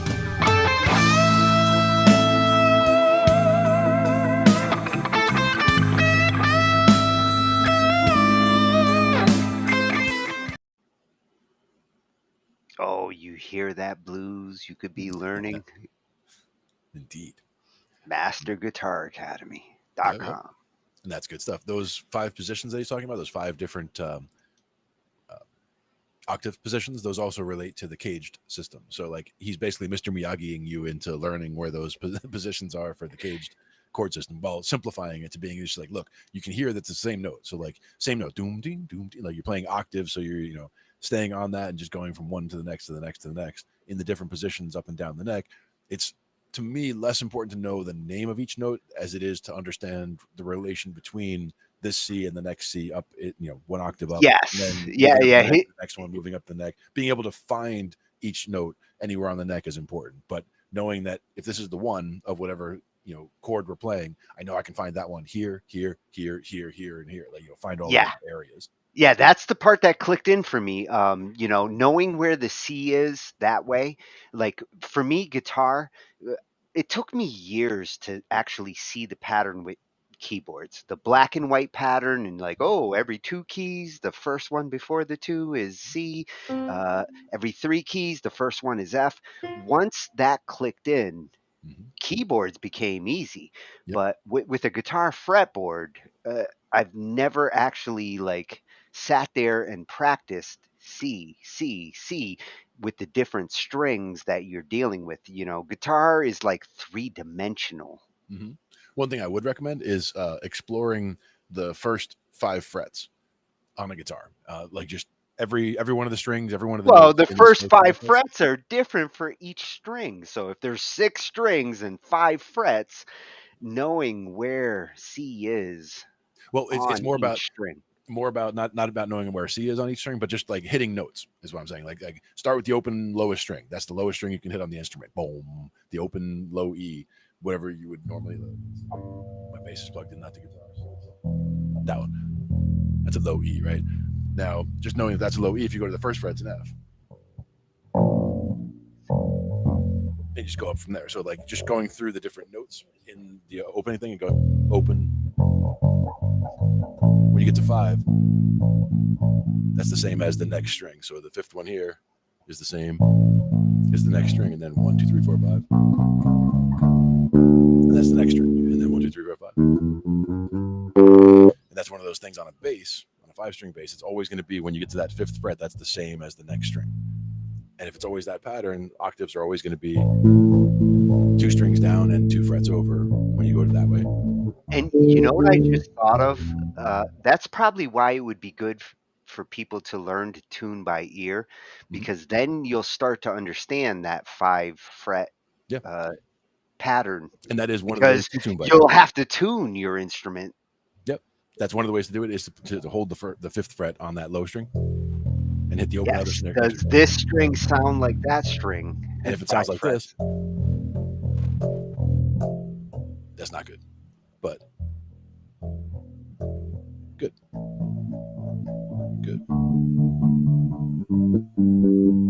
The other way is if you're using the harmonics, you can do a harmonic at the 5th fret and the 7th fret on the next string down. And that's more accurate, or you're able to hear it cut through a little better. So you'll see people do it that way as well. The harmonic doesn't come through as well on that low B string. So that one's more of a thump. But it's okay. But yes, usually thumping on bass is not a bad thing. Thumping is allowed. Yes. But in general, those again, if somebody's playing a 4-string bass, those 4 strings are usually E, A, D, G, which are the same as the low 4 strings on a guitar. Which standard tuning, E, A, D, G, then a B and an E. That's the thing that's different, is when you're tuning to the 5th fret, like if you take that lowest string at the 5th fret, that's the next string. Same thing again from the A string to the D string, same thing from the D to the G. But when you go to the G string, the next one is the B string, so you have to do it at the 4th fret. So you're going 1 fret back on the G string to get that B, and then 5th fret again for that E. Well, so, and when you're tuning a guitar, isn't there that weird string where... That's the one, between the G. Yeah. Well, you got to come in at the 4th fret, not the 5th. Well, because you're dealing with these half steps. Just like with a keyboard, there's a reason why there's 2 notes next to each other, B and C and E and F. Yep. Weird notes. Weird notes. And those are like the bottom of the circle of 5th is where they start getting funky, because that B sometimes is a C flat and that E is sometimes an F flat. Well, it's all how you perceive it. Yeah. It's all about having 1 note of each name in your scale with the standard scales, so that you can't have a C and a C sharp, but you could have those 2 notes where that C instead is a B sharp and a C sharp. But it doesn't happen often. Hey, the B sharps, Homer had a band. The B sharps. The main thing again is I don't care what you call the note. If you're playing a song and I can say that's the root right there, and I can recognize that, I don't care. You can call that a D, or you can call it a C double sharp. It doesn't matter. Call it whatever you want. That's the root. So if that's the 1, then the 5's up here. and this is the 4. I can tell you that because that's where they live. But that's a whole nother evening of talking shh. Oh, I got a couple of ideas for future topics out of some of these. Indeed. And we have some we didn't even get to tonight, but we will get to them next time for sure. Yes, we will have to have a hardware night soon. Yes. Gear Whores Part 2. That's right. And we'll figure out if we killed Jeremy's computer entirely or if he just disappeared. Well, I think what he's going to be dealing with, because the driver install, he's going to be dealing with driver signature verification. A lot of the hardware, these companies don't pay to get their drivers signed anymore, and Windows 10 and above is very fussy, and sometimes the installer quits without saying anything, and you have to boot up into a special mode and say ignore driver signature. I have to do that with this Roland, with that Roland, and my Yamaha. None of my drivers will install on Windows 10 or above. They're just not happy. Well, they want something that the manufacturers making the drivers, you can't enforce a standard like that at the operating system level without messing up the installation process. And Behringer, I've dealt with Behringer audio interfaces, the small ones and the big ones. Behringer's driver setups little different, and sometimes you got to put your installer in a short folder name like C/drivers. You can't install it from C/Windows user / long file name. The installer doesn't work. One thing I will say is it doesn't have to be, when it is a length issue like that, it doesn't have to be super short, like only 8 characters, but it needs to not be like 290 characters. Because I have seen no that issue spaces. before. No spaces. No. It nothing, has to nothing be crazy. It has to be C/ a folder that's 8 characters or less with no spaces. 8 or less, that's odd. Realistically, well, yeah, because after 8, it's doing 8.3 essentially, but yeah, I mean that's it's bad. It's bad installation programming. Behringer's old school. They make great equipment, but yeah, their driver installers suck. Joe spent like nights trying to install his Behringer audio interface, modern interface, Windows 10 driver, and it didn't work because where he was trying to install it to and where he was installing it from, he had to put it into a short folder file name. Now we had issues with that with some Adobe files trying to launch from a network folder that had a path that was just ridiculously long, and they'd put in just bizarre, strange characters because they were doing it from a Mac, putting it into a folder. And it gets even more complicated with the Macs. So it got even worse. But it was like, it doesn't work. And like as soon as I moved the file, literally, I just like made a copy of the file 2 folders back, higher up in the hierarchy, and it opens fine. I'm like, so it's not the file. The file's fine. It's right here. It opens. It's like this. But if it lives here, that's just the character. Like it's literally just making it too long of a string to try to open the path. It's saying, okay, here's the executable. Here's the file we're trying to get. But that it's literally too long to get the whole command in when you double click it. So that's why the path was too long. But it didn't have to be super, super short like C drivers. But C drivers is a good thing to have anyway. That's what I usually would do. C drivers and that's a good place downloads to put under there or whatever. Start all there and the then put it wherever from drivers. there. All the drivers you actually need for your system. Doesn't hurt to actually make that folder and keep them there. And later, when you're ready to reinstall, hell, at least you got a folder with the starting drivers. Exactly. That's the way I look at it too. But that's just old habits from doing a lot of tech support for a long time. Well, I'm going to take a look at what's going on with his setup, and maybe next week we'll come back and let you guys know, whether this was, that issue, or because that's what setting up this equipment's all about. It's not easy, but sometimes it's weird issues like that. And your lightning just got here. I just saw a flash out of the side of my eye. There's the thunder. It's still far away. It's been a nuclear war out there. Yeah, you said different colors and all. That's crazy. Oh yeah, fireworks. Like aurora lightning. Bizarre. But we will catch it more for next week. on more Talking IT with Glenn and Tony. Yeah, See you guys next nice time. collection. Yeah, good stuff. See you next time, everybody. Night, everyone.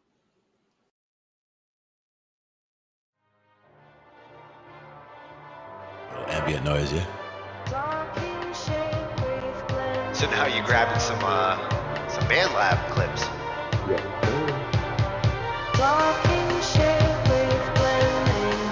Now for me, that would also be something where I would use like volume automation and like bring that from the bottom, like bring it in and then bring it back out. And these are the kinds of sounds you can scratch.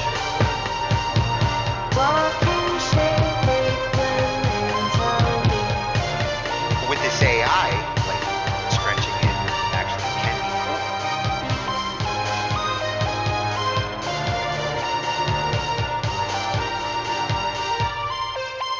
Oh, that was perfect for the interlude too. Ends it right in the right I spot. didn't even notice 40.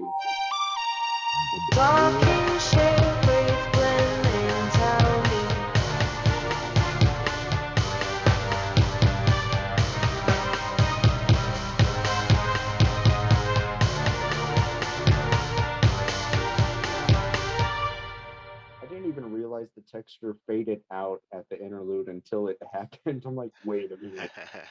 Sometimes you just, it was just meant to be that way.